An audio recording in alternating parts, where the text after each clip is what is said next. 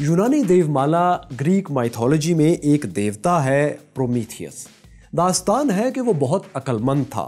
اس نے ایک بار دیوتاؤں کے بادشاہ زیوس سے آگ چرا کر انسانوں کو اس کا استعمال سکھا دیا۔ اس پر زیوس کو اتنا غصہ آیا کہ اس نے پرومیتھیس کو ایک پہاڑی سے باندھ دیا اور اس پر ایک عقاب کو مسلط کر دیا۔ یہ عقاب پرومیتھیس کا پیٹ چیر کر اس کا جگر نکالتا اور کھا جاتا، لیکن پرومیتھیس کا یہ زخم پھر بھر جاتا، عقاب دوبارہ زخم لگاتا، دوبارہ جگر نکالتا اور پھر کھا جاتا۔ یعنی پرومیتھیس مسلسل ایک نہ ختم ہونے والی اذیت کا شکار تھا۔ لیکن پھر یوں ہوا کہ یونانی دیومالا کے ایک اور ہیرو ہراکلیس، جسے رومن مائتھولوجی میں ہرکولیس بھی کہتے ہیں، اس نے پرومیتھیس کو اس عذاب سے نجات دلائی۔ اس کہانی میں پرومیتھیس مسلسل اذیت کے کرب سے گزرتا رہا، لیکن اس نے ایک بار بھی انسانوں کی مدد کرنے پر دیوتاؤں سے معافی نہیں مانگی۔ اسی وجہ سے پرومیتھیس انسانیت، مزاحمت اور اپنے اصولوں کے لیے ڈٹ جانے کی علامت بن گیا۔ دوستو، یونانی دیومالا کا یہی ہیرو ایک بہت بڑے فلسفی کا آئیڈیل تھا۔ جیسے پرومیتھیس نے دوسرے دیوتاؤں کو للکارا تھا، ویسے ہی اس فلسفی نے بھی اس وقت کے زمینی خداؤں کو للکارا اور دنیا بھر کے غریبوں کو نجات کی راہ دکھانے کی کوشش کی۔ پرومیتھیس ہی کی طرح اسے بھی زندگی بھر سخت تکالیف کا سامنا رہا۔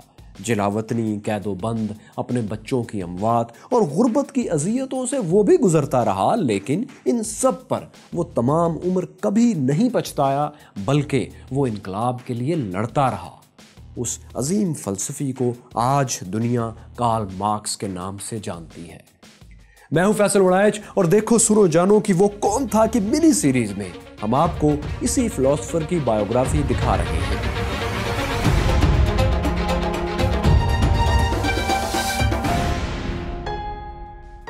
مائی کیوریس فیلوز یہ مغربی جرمنی کا شہر ٹریئر ہے، جو بیلجیم اور فرانس کی سرحد کے بالکل قریب سرسبز پہاڑی علاقے رائن لینڈ میں واقع ہے۔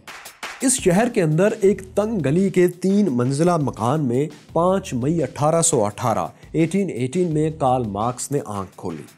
کارل مارکس جس دور میں پیدا ہوا، اس دور میں یورپ کے ہر دوسرے گھر میں انقلاب زندہ باد کے نعرے گونجا کرتے تھے۔ یہ انقلابی نعرے اس لیے گونجا کرتے تھے کیونکہ مارکس کی پیدائش سے صرف 29 برس پہلے 29 ایئرز پہلے جرمنی کے ہمسایہ ملک فرانس میں ایک زبردست انقلاب آ چکا تھا۔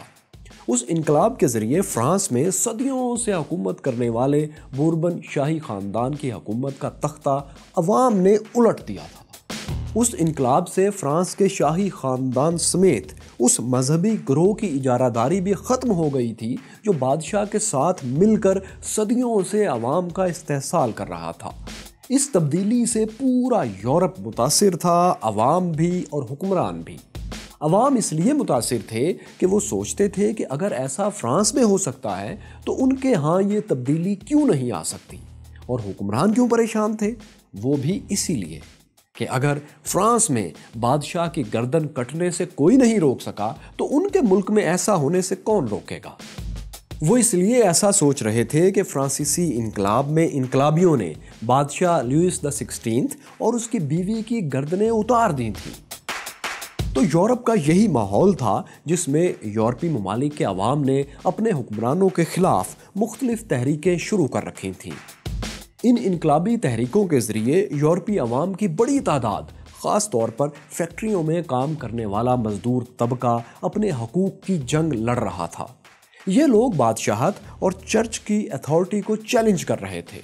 ان کا مطالبہ تھا کہ انہیں اسمبلیوں میں نمائندگی دی جائے، میڈیا پر حکومتی پابندیاں ختم کی جائیں، تحریر اور تقریر یعنی لکھنے اور بولنے کی مکمل آزادی ہو، اور بادشاہ کے اختیارات کو محدود کر کے سیاسی فیصلوں میں عوام کو بھی شریک کیا جائے۔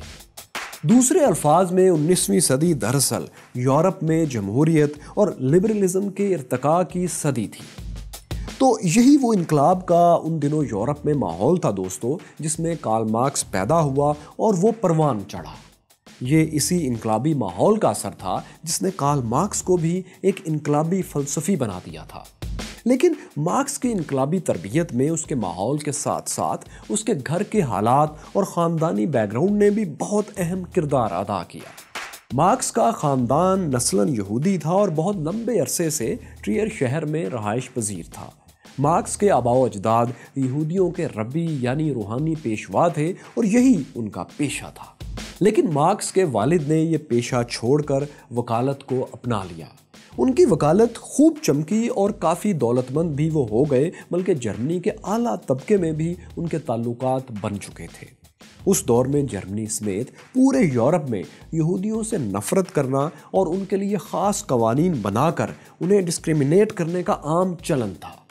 1815 میں مارکس کے ماں باپ بھی ایک ایسے ہی امتیازی سلوک کا نشانہ بھی بن چکے تھے۔ وہ یوں کہ ریاست پروشیا جس کی حدود میں رائن لینڈ اور ٹریئر شامل تھے، اس نے ایک متنازع قانون بنایا۔ اس قانون کے تحت یہودیوں کو اعلیٰ جرمن سوسائٹی میں اٹھنے بیٹھنے کی اجازت ہی نہیں تھی۔ یہ قانون یہودیوں کے لیے بہت خطرناک تھا کیونکہ اس نے ان کے لیے ترقی کے سارے راستے بند کر دیے تھے۔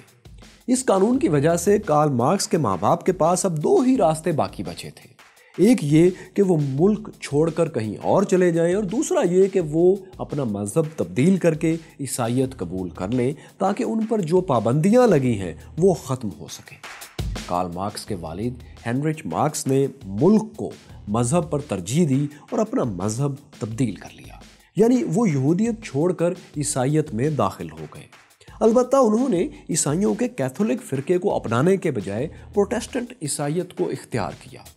اس کی وجہ یہ تھی کہ ان کے خیال میں پروٹسٹنٹ فرقے کے لوگ کیتھولکس سے زیادہ لبرل تھے۔ حالانکہ رائن لینڈ اور ٹریئر میں کیتھولک فرقہ اکثریت میں تھا اور پروٹسٹنٹس کی تعداد بہت کم تھی۔ اس کے باوجود مارکس کے والد نے پروٹسٹنٹ فرقے ہی کو اختیار کرنا مناسب سمجھا۔ مذہب بدلنے کے باوجود مارکس کے خاندان سے دوستو یہودیت کا لیبل پھر بھی نہ ہٹ سکا اور جرمن معاشرے میں انہیں حقارت کی نظر سے دیکھا جاتا رہا۔ چنانچہ بچپن ہی سے اس کے ذہن میں مذہبی بنیادوں پر امتیازی سلوک کے خلاف ایک باغیانہ رویہ پرورش پا رہا تھا۔ مذہبی بنیادوں پر اس امتیازی سلوک کے علاوہ مارکس کو اپنے والد سے انقلابی خیالات بھی ورثے میں ملے تھے، کیونکہ اس کے والد بھی انقلاب فرانس سے متاثر تھے اور ایک پرامن جمہوری انقلاب کے لیے جدوجہد بھی کر رہے تھے۔ انہوں نے کچھ تنظیمیں بھی جوائن کی تھیں اور ان کی سرگرمیوں میں باقاعدگی سے حصہ لیتے تھے۔ مارکس کے والد نے گھر میں ایک اچھی خاصی لائبریری بھی بنا رکھی تھی جس میں روسو، جان لاک اور ان جیسے دیگر بہت سے عظیم فلاسفرز کی کتابیں موجود تھیں۔ اسی لائبریری میں کارل مارکس نے گریک اور رومن مائتھولوجی کو بھی بہت شوق سے اور غور سے پڑھا اور غالباً یہی اس نے پرومیتھیس کی وہ کہانی بھی پڑھی جس نے اس میں انسانیت کے لیے تکلیف سہ کر کچھ کرنے کا جذبہ پیدا کیا۔ ایک تبدیلی یا انقلاب کی خواہش کارل مارکس کو اپنے گھر سے ہی ملنے لگی تھی۔ اگرچہ وہ بچپن میں انقلابی سے زیادہ شرارتی تھا، وہ اپنی بہنوں کو بہت تنگ کرتا تھا، کبھی ان کے کندھوں پر سوار ہو کر انہیں دوڑنے پر مجبور کرتا اور کبھی کیچڑ سے کیک بنا کر انہیں کہتا کہ یہ کھا کر دکھاؤ۔ کارل مارکس کے والدین نے 12 برس کی عمر تک اسے اسکول میں داخل نہیں کروایا اور اسے گھر ہی میں پڑھاتے رہے، لیکن جب 12 برس کا ہو کر وہ اسکول جانے لگا تو اسے پہلی بار احساس ہوا کہ دنیا اس کے اپر مڈل کلاس گھر سے کافی مشکل جگہ ہے۔ پھر وہ جیسے جیسے بڑا ہوتا گیا اپنے ہی گلی کوچوں میں غربت کے مارے لوگوں کو دیکھ کر دل جلانے کا ہنر بھی سیکھ گیا۔ دوستو، جس دور کی ہم بات کر رہے ہیں اس وقت پورے یورپ میں انڈسٹریل ریولوشن کا آغاز ہو چکا تھا، لیکن کارل مارکس کے علاقے ٹریئر میں فیکٹریز نہیں لگ رہی تھیں۔ اس علاقے کی اکانومی ابھی تک زراعت ایگریکلچر پر قائم تھی۔ شہر کے ارد گرد انگور کے بڑے بڑے باغات تھے اور زیادہ تر لوگ انہی باغات میں کام کرتے تھے۔ یہ شہر ترقی میں جرمنی کے دوسرے شہروں سے بہت پیچھے تھا، اس لیے یہاں غربت اور بے روزگاری بھی باقی جگہوں سے کچھ زیادہ تھی۔ یہاں تک کہ شہر میں بھکاریوں اور جسم فروشوں کی بہتات ہو چکی تھی۔ شہر کے 1/4 لوگ بھیک مانگنے پر مجبور تھے۔ ٹریئر کے لوگ اس غربت سے جان چھڑانا چاہتے تھے، لیکن مسئلہ یہ تھا کہ حکومت اور سرمایہ دار طبقہ ان کی ترقی میں رکاوٹ بن چکا تھا۔ حکومت غریبوں پر ٹیکس بڑھا رہی تھی، جبکہ امیر طبقہ جس کے باغات میں یہ غریب لوگ کام کرتے تھے وہ ان کی محنت کا مناسب معاوضہ تک انہیں دینے کو تیار نہیں تھے۔ اس کا نتیجہ یہ تھا کہ غریبوں کی آمدن کم سے کم ہو رہی تھی اور مہنگائی زیادہ سے زیادہ۔ عام آدمی غریب سے غریب تر، جبکہ دولت مند امیر سے امیر تر ہو رہے تھے۔ دولت کی تقسیم میں اتنی بڑی ناانصافی کارل مارکس کے حساس دل و دماغ میں گہری اتر چکی تھی۔ اپنے شہر میں ایک اور بات جو کارل مارکس نے نوٹ کی وہ دولت کی غیر منصفانہ تقسیم سے بھی زیادہ اہم تھی۔ اس نے محسوس کیا کہ غریب عوام دولت مند طبقے کی غلامی سے نجات حاصل کرنے کے لیے بے قرار ہے۔ وہ اس کے لیے کوشش بھی کر رہے تھے۔ ویسے بھی ٹریئر شہر فرانس کے بہت قریب تھا اور فرینچ ریولوشن سے بہت زیادہ متاثر تھا، اس لیے یہاں کئی چھوٹی چھوٹی انقلابی تنظیمیں سرگرم تھیں۔ لیکن حکومتی کارروائیوں کے خوف سے یہ تمام تنظیمیں چھپ کر انڈر گراؤنڈ کام کرتی تھیں، کیونکہ یہ یورپ میں ایسا وقت تھا جب ڈیموکریسی کی، جمہوریت کی بات کرنا اور بادشاہت پر کھلے عام اعتراض اٹھانا جرم تھا۔ ایسا کرنے والوں کو ریاست کا باغی قرار دے کر گرفتار کر لیا جاتا تھا۔ اسی وجہ سے مزدوروں اور طلباء نے اپنی خفیہ تنظیمیں بنا رکھی تھیں۔ یہ انقلابی لوگ تبدیلی چاہتے تھے اور اس تبدیلی کے لیے اس وقت دو نظریات، سوشلزم اور انارکزم، مقبولیت پا رہے تھے۔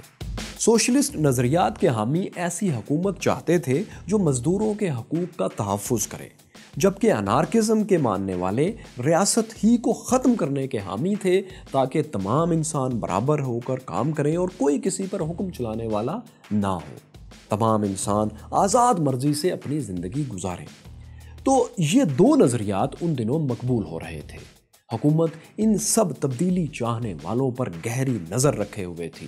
تعلیمی اداروں اور دفاتر کی کڑی نگرانی ہوا کرتی تھی اور آئے دن یونینز کے خفیہ اجلاسوں پر چھاپے پڑتے رہتے تھے، جن میں طلباء، اساتذہ اور دیگر لوگوں کو گرفتار کر لیا جاتا اور حکومت کے خلاف لٹریچر وغیرہ برآمد ہونے کا دعویٰ بھی کیا جاتا۔ اب ایک تو انقلابیوں کو شاہی طاقت روکتی تھی، لیکن بادشاہ کے ساتھ دوسری بڑی طاقت مذہبی طبقہ تھا۔ چرچ کے لوگ انقلاب کے خلاف پروپیگنڈا کرتے اور عوام کو بادشاہ اور کلیسا کی اطاعت کا درس دیتے۔ شہر کا آرچ بشپ سینٹ سائمن جیسے سوشلسٹ فلاسفرز کے خلاف سخت تقریریں کرتا اور لوگوں کو اس کے فلسفے سے دور رہنے کے لیے واعظ دیا کرتا تھا۔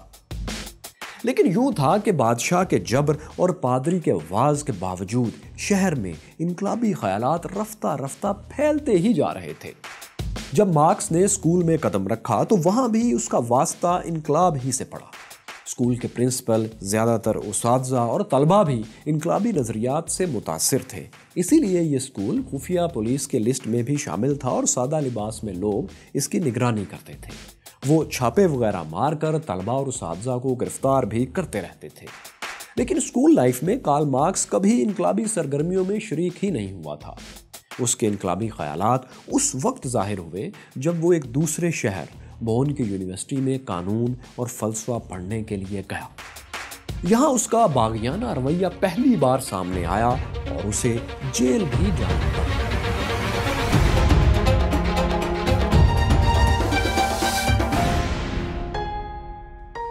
بون یونیورسٹی کے 17 سالہ کارل مارکس میں کافی تبدیلیاں آ چکی تھیں۔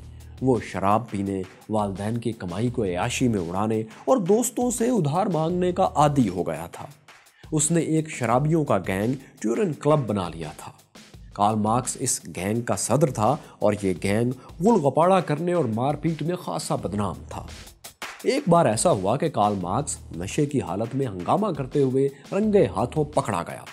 بون یونیورسٹی نے شرابی طلباء کو سزا دینے کے لیے ایک کمرے کی چھوٹی سی جیل مختص کر رکھی تھی۔ جس طالب علم کو سزا دینا ہوتی اسے 24 گھنٹے کے لیے اس کمرے میں بند کر دیا جاتا تھا۔ مارکس کو بھی یونیورسٹی حکام نے اسی جیل میں بند کر دیا۔ اب دوستو، جیل میں کارل مارکس سدھرتا تو کیا، اس کے دوست کسی طرح یہاں بھی پہنچ گئے اور سب نے رات بھر تاش اور بیئر کی محفل سجائی۔ 24 گھنٹے بعد کارل مارکس رہا ہوا تو ظاہر ہے ویسے کا ویسا تھا۔ بون رہتے ہوئے اسے ٹریئر کی یاد بھی بہت ستاتی تھی، کیونکہ وہاں سرخ بالوں اور سبز آنکھوں والی اس کی دوست جینی رہتی تھی۔ فاصلوں نے بچپن کی اس دوستی کو محبت میں بدل دیا تھا اور کارل مارکس جینی کی یاد میں نظمیں لکھنے لگا تھا۔ اس نے جینی سے شادی کا وعدہ بھی کر رکھا تھا، لیکن دوستو جلد ہی یوں ہوا کہ کارل مارکس کے جام اٹھاتے نظمیں لکھتے ہاتھوں نے ہتھیار تھام لیے۔ بون یونیورسٹی میں ہی مارکس نے ایک انقلابی تنظیم جوائن کر لی۔ اس دور میں یعنی 1830 کی دہائی میں 1830s میں جرمن یونیورسٹیز میں کئی طرح کی طلبہ تنظیمیں موجود تھیں۔ ان میں کچھ ایسی تھیں جو حکومت کی حمایت کرتی تھیں اور انقلاب کے حامی اسٹوڈنٹس کے خلاف تھیں، اور کچھ انقلابی تھیں۔ تو ان تنظیموں میں ایک بڑی اور طاقتور تنظیم جو حکومت کے ساتھ تھی، بادشاہ کے ساتھ تھی، وہ بوریشیا کارپس تھی۔ اس تنظیم کے طلبہ انقلاب کے حامیوں پر آئے دن حملے کرتے تھے۔ کارل مارکس اور اس کی تنظیم بھی ان کا نشانہ تھی۔ چنانچہ مارکس نے اس تنظیم کے حملوں سے بچاؤ کے لیے اپنے پاس پسٹل رکھنا شروع کر دیا تھا، بلکہ وہ اپنے ساتھیوں کو بھی ہدایت کرتا تھا کہ وہ بھی اپنے پاس اسلحہ رکھا کریں تاکہ انہیں کوئی نقصان پہنچانے آئے تو یہ دفاع کر سکیں۔ اسی دوران ایک ایسا واقعہ بھی ہوا جس کے بارے میں دوستو آج بہت کم لوگ جانتے ہیں۔ وہ واقعہ یہ تھا کہ مارکس کو بوریشیا کارپس کے ایک نوجوان نے ڈیول کا چیلنج دے دیا۔ اس وقت کے ماحول میں جب دو لوگ ایک دوسرے کا وجود بھی برداشت کرنے کو تیار نہیں ہوتے تھے تو اسی قسم کے چیلنجز دیا کرتے تھے، کیونکہ اس مقابلے میں ایک ہی شخص زندہ بچ سکتا تھا۔ یہ لڑائی ریوالور سے بھی لڑی جاتی تھی اور تلواروں سے بھی۔ آپ نے ویسٹرن موویز میں اس طرح کی ڈیولز ضرور دیکھی ہوں گی، جس میں کمر سے کمر لگائے دو لوگ ہتھیار پکڑے کھڑے ہوتے ہیں۔ تو کارل مارکس کی ڈیول بھی کچھ اسی قسم کا ایک مقابلہ تھا۔ اس لڑائی میں اس کی جان بھی جا سکتی تھی، کیونکہ مقابلے پر جو لڑکا تھا وہ کارل مارکس سے کہیں زیادہ لڑاکا اور ہوشیار تھا۔ یہ لڑائی ہوئی دوستو، لیکن خوش قسمتی سے اس میں دونوں کی جان بچ گئی۔ کارل مارکس کی بائیں آنکھ پر ایک زخم تو آیا، لیکن قریبی لوگوں نے بیچ بچاؤ کروا کر لڑائی درمیان میں ہی ختم کروا دی۔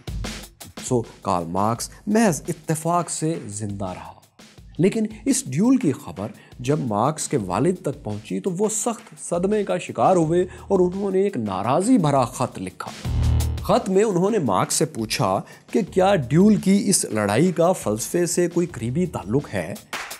انہوں نے لکھا کہ ایسی کسی بیوقوفی کو اپنے دماغ سے دور رکھو، کیونکہ اگر دوبارہ تم نے ایسی بیوقوفی کی تو تم اور تمہارے ماں باپ زندگی سے محروم ہو جائیں گے۔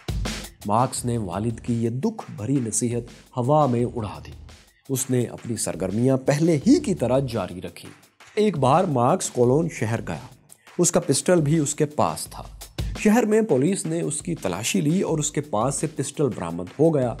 مسئلہ یہ تھا کہ یہ پسٹل غیر قانونی تھا، جس کی وجہ سے مارکس کو اب لینے کے دینے پڑ گئے تھے۔ پولیس نے مارکس کو حراست میں لے کر عدالت میں پیش کر دیا۔ اگر یہ مقدمہ سلیقے سے آگے بڑھتا تو کارل مارکس کو لمبے عرصے کے لیے جیل کی ہوا کھانا پڑتی اور اس کے سارے انقلابی منصوبے چکنا چور ہو جاتے۔ لیکن اس موقع پر مارکس کے والد ہی ایک بار پھر اس کے کام آئے۔ آپ جانتے ہیں کہ مارکس کے والد ہینریچ مارکس ایک کامیاب وکیل تھے، ان کی پہنچ اوپر تک تھی۔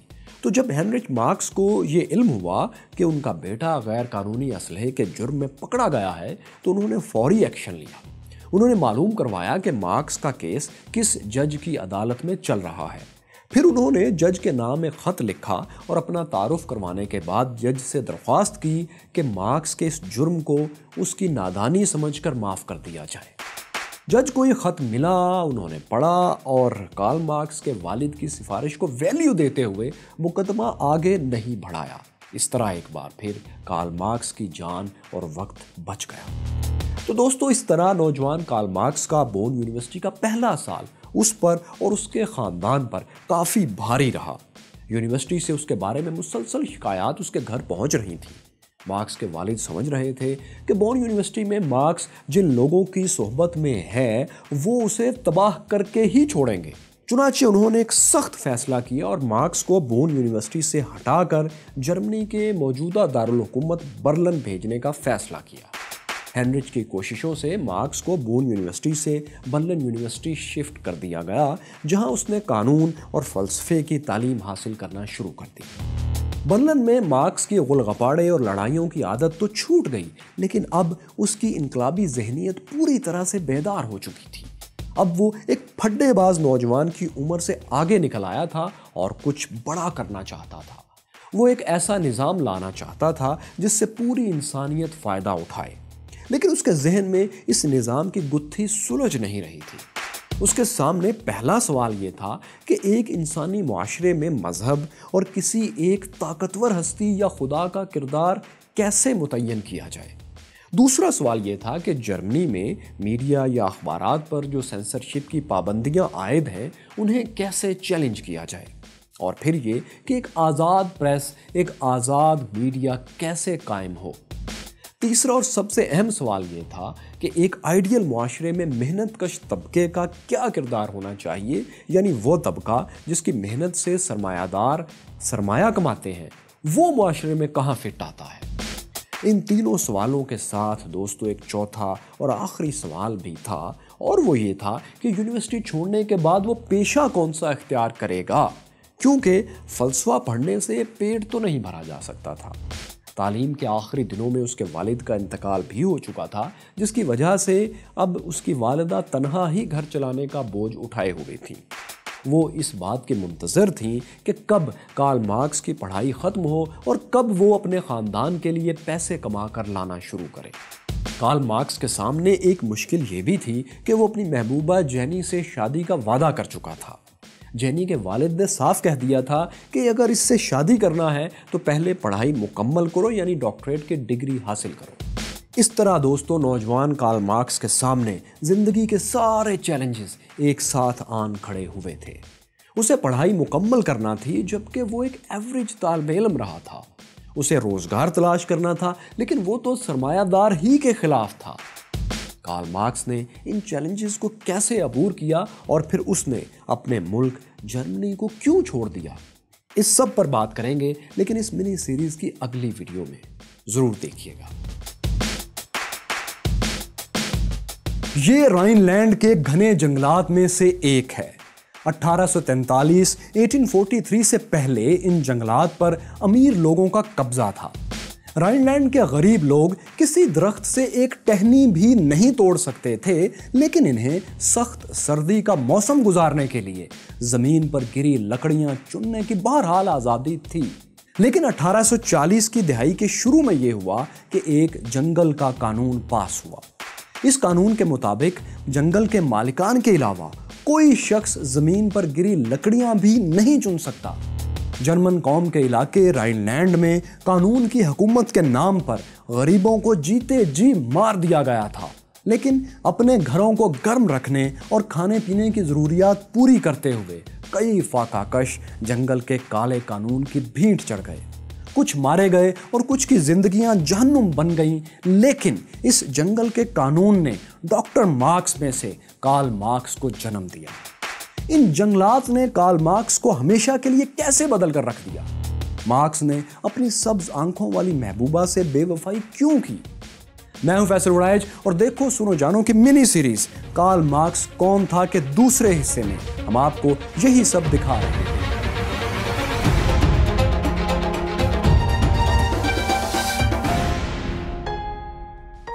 مارکس نے 1841 میں یونیورسٹی آف جینا سے ڈاکٹریٹ کی ڈگری لی تھی۔ ڈاکٹریٹ کے بعد اس نے ملازمت کے لیے جرمن شہر کولون کا رخ کیا تھا، جہاں اس کے کچھ لبرل دوست ایک اخبار رائنش زائٹونگ نکال رہے تھے۔ اخبار کا ایڈیٹر ایڈولف روٹنبرگ بھی اس کا دوست تھا، اور وہ ایک ادبی تنظیم ڈاکٹرز کلب کا رکن بھی رہ چکا تھا، جس کا مارکس بھی ممبر تھا۔ روٹنبرگ کے علاوہ بھی مارکس کے ان دنوں بہت سے مداح تھے جو فلسفے پر اس کی گرفت اور اس کے انقلابی خیالات کے دیوانے بہرحال تھے۔ مارکس میں ایک تبدیلی ان دنوں یہ آئی تھی کہ اس نے یونیورسٹی کے دوران داڑھی بڑھا لی تھی۔ اس داڑھی نے اس کی شخصیت میں ایک روب سا پیدا کر دیا تھا اور دیکھنے والے فوراً ہی اس سے مروب ہو جایا کرتے تھے۔ دلچسپ بات یہ ہے کہ مارکس کی زبان میں تھوڑی سی لکنت بھی تھی، لیکن اس کی باروب شخصیت اور مضبوط دلائل کے سامنے بڑے بڑوں کے پتے پانی ہو جاتے تھے۔ کئی لوگ تو اس کی پرسنالٹی سے باقاعدہ خوف بھی کھانے لگے تھے۔ وہ جس محفل میں بیٹھتا تھا اکثر وہاں اپنی دبنگ آواز اور دلائل کی بنیاد پر چھا جاتا تھا۔ کولون میں کارل مارکس نے اخبار رائنائش زائٹونگ کے لیے کچھ آرٹیکلز وغیرہ بھی لکھے، جس کے کچھ ہی عرصے بعد اسے اخبار میں ایڈیٹرشپ کی آفر ہو گئی۔ اس آفر کو کارل مارکس نے قبول کر لیا۔ مارکس کا ایڈیٹر بننا تھا کہ اخبار نئی بلندیوں کو چھونے لگا۔ اس کی اشاعت جلد ہی سینکڑوں سے بڑھ کر ہزاروں تک پہنچ گئی۔ جلد ہی یہ اخبار جرمنی کے تمام لبرل حلقوں کا پسندیدہ اخبار بھی بن گیا۔ مارکس کی ایڈیٹرشپ میں زائٹونگ اخبار کامیابی کے جھنڈے تو گاڑ رہا تھا، لیکن اس کے ساتھ ساتھ کچھ مسائل بھی پیدا ہو رہے تھے۔ ان مسائل کی وجہ یہ تھی کہ کارل مارکس اخبارات پر پابندیوں کو سخت ناپسند کرتا تھا۔ وہ ایک فلسفی تھا، اسے آزاد رہ کر سوچنا، اپنی بات کہنا اور آزادی سے دوسروں تک پہنچانا زیادہ من بھاتا تھا۔ آزادی اظہار پر کسی طرح کی پابندی اسے گوارا ہی نہیں تھی۔ لیکن مسئلہ یہ تھا کہ جرمنی میں تو سینسرشپ کے سخت قوانین نافذ تھے۔ حکومت نے ایسے افسران ملازم رکھے ہوئے تھے جو ہر اخبار کو سینسرشپ کی چھلنی سے گزارتے تھے اور اس دوران جو خبر یا آرٹیکل انہیں پسند نہیں آتا تھا اسے نکال باہر کرتے تھے، یعنی اسے شائع ہی وہ نہیں ہونے دیتے تھے۔ لیکن مارکس کے لیے سینسرشپ سے بھی زیادہ تکلیف دہ بات یہ تھی کہ سرکار نے جن افسروں کو سینسرشپ کے لیے مقرر کر رکھا تھا وہ بالکل جاہل تھے۔ وہ اخبارات اور ان میں چھپنے والے آرٹیکلز کو سرے سے سمجھ ہی نہیں سکتے تھے۔ فلسفے کی باریکیاں بھی ان کی ذہنی اپروچ سے بہت باہر کی چیز تھیں۔ اس سب کا دوستو ایک دلچسپ نتیجہ نکلتا تھا، وہ یہ کہ یہ کم پڑھے لکھے سینسر افسران ایسی خبروں کو تو چھپنے دیتے تھے جنہیں روکنے کے لیے انہیں بھیجا جاتا تھا، اور ان خبروں کو روک دیتے تھے جنہیں دراصل چھپنا ہوتا تھا۔ اب مزے کی بات یہ تھی کہ سینسرشپ کے یہ افسران اگر جاہل تھے تو ان کے اوپر کے افسر ان سے بڑے پڑھے لکھے احمق تھے۔ یہ لوگ جب دیکھتے کہ اخبار میں وہ خبریں چھپ گئی ہیں جنہیں روکنا مقصود تھا تو وہ سینسر کی ڈیوٹی کسی سمجھدار کو دینے کے بجائے سیدھا اخبار ہی بند کروا دیتے تھے۔ مارکس کے ایک دوست آرنلڈ روج کا بھی ایک اخبار اسی طرح کچھ عرصہ پہلے بند ہو چکا تھا۔ زائٹونگ پر بھی سینسرشپ کی کڑی نگرانی تھی، لیکن اب اخبار کو چلتا رکھنے کی ذمہ داری نوجوان کارل مارکس پر تھی۔ چنانچہ مارکس کے لیے حکومتی سینسرشپ اور سینسر افسران سے مقابلہ کرنا بھی ایک چیلنج تھا، لیکن وہ اپنی شرارتی طبیعت سے بھی باز نہیں آتا تھا اور بہانے بہانے سینسر افسران کو زچ بھی کرتا رہتا تھا۔ یوں ہی ایک بار اس نے سینسر آفس سے جان بوجھ کر یہ خبر چھپا لی کہ اگلے دن کسی وجہ سے اخبار شائع نہیں ہوگا۔ اب سینسر افسر رات گئے تک اپنے دفتر میں کارل مارکس کے اخبار کے مسودے کا انتظار کرتا رہا کہ وہ آئے اور یہ اسے سینسر کر سکے، لیکن جب بہت دیر تک اخبار نہیں آیا تو تھک ہار کر وہ خود مارکس کے گھر پہنچ گیا اور مسودے کا مطالبہ کیا تاکہ وہ اسے سینسر کر سکے اور اپنی ڈیوٹی پوری کر سکے۔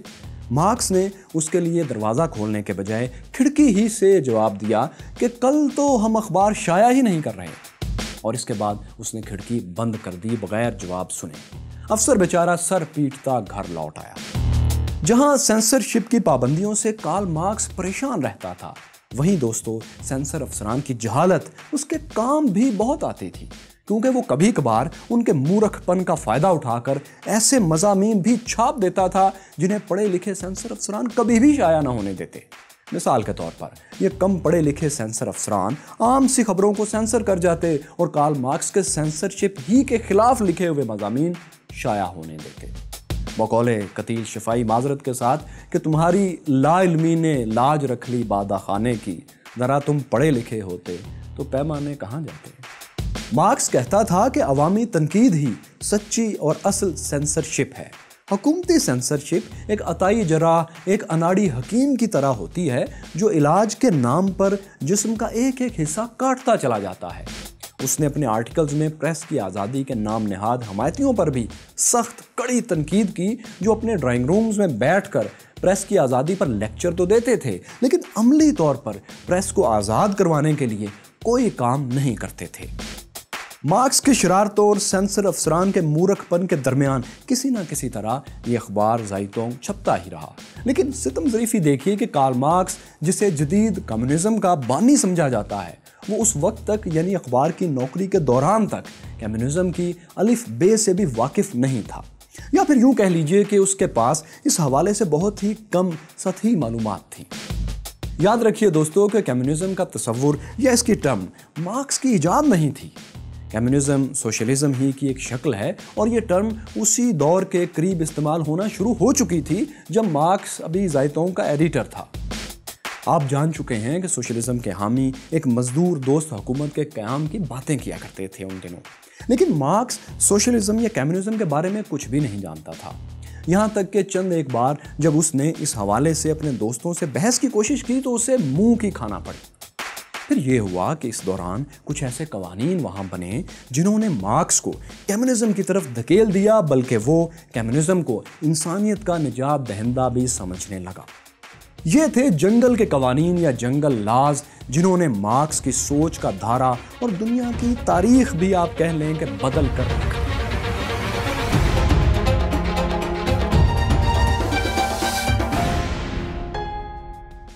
माय क्यूरियस फेलोज, आप जानते हैं कि मार्क्स जर्मन रियासत प्रोशिया के इलाके राइनलैंड से ताल्लुक़ रखता था और इसका ख़ानदान भी राइनलैंड के शहर ट्रियर में रहता था।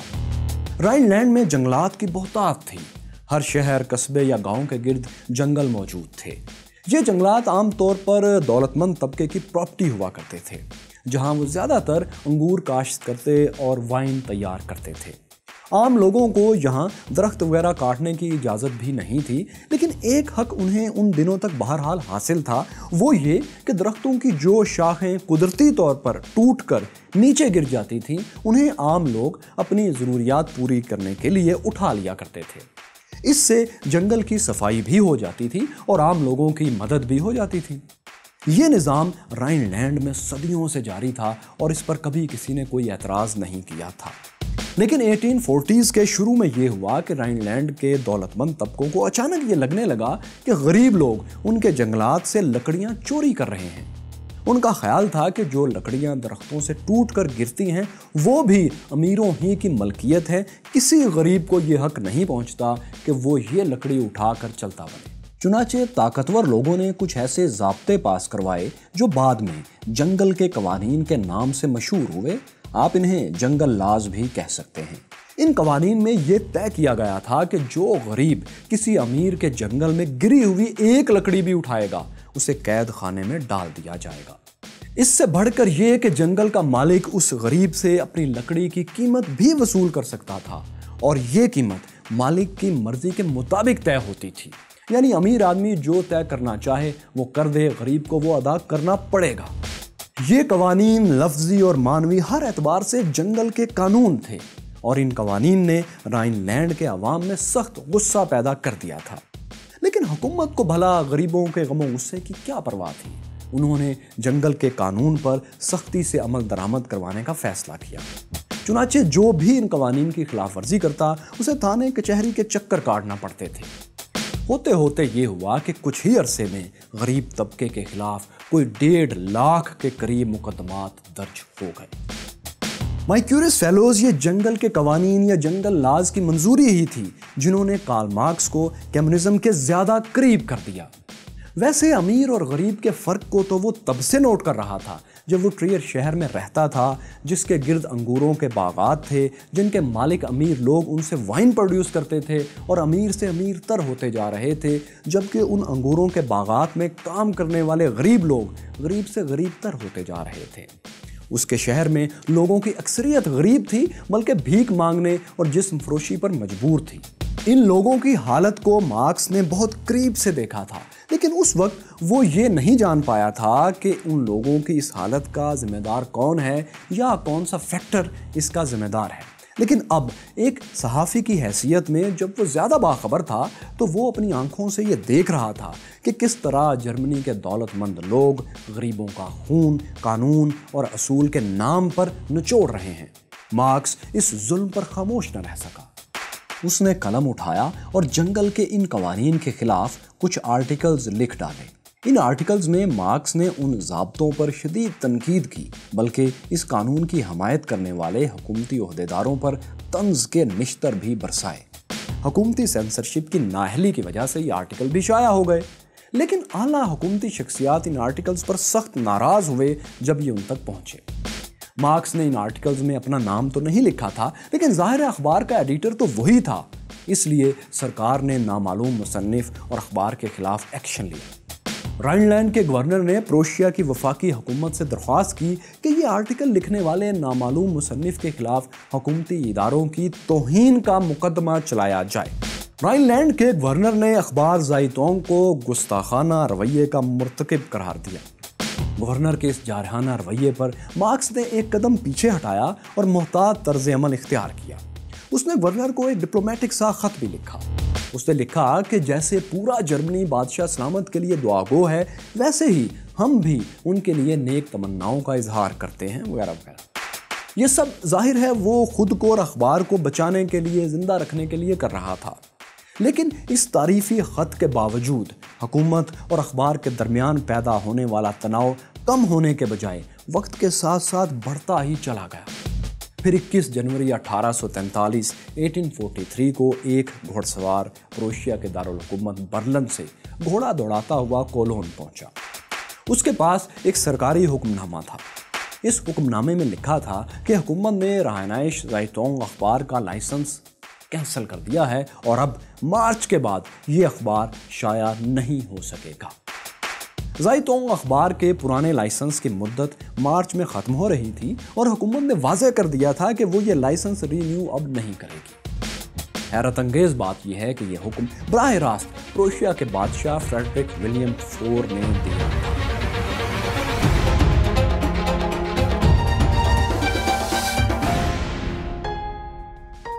یہ شاہی فرمان مارکس اور اس کے ساتھیوں کے لیے بہت حیرت انگیز تھا۔ انہیں سمجھ نہیں آ رہا تھا کہ آخر اچانک ایسا کیا ہو گیا ہے کہ بادشاہ نے خود اخبار بند کرنے کا حکم جاری کیا ہے۔ ان دنوں اخبار میں کسانوں کی حمایت میں کچھ آرٹیکلز شائع ہوئے تھے۔ مارکس کا اندازہ تھا کہ شاید ان آرٹیکلز سے حکومت ناراض ہو گئی ہے۔ مارکس اور اس کے ساتھی نہیں جانتے تھے کہ پردے کے پیچھے ایک اور ہی گریٹ گیم چل رہی ہے۔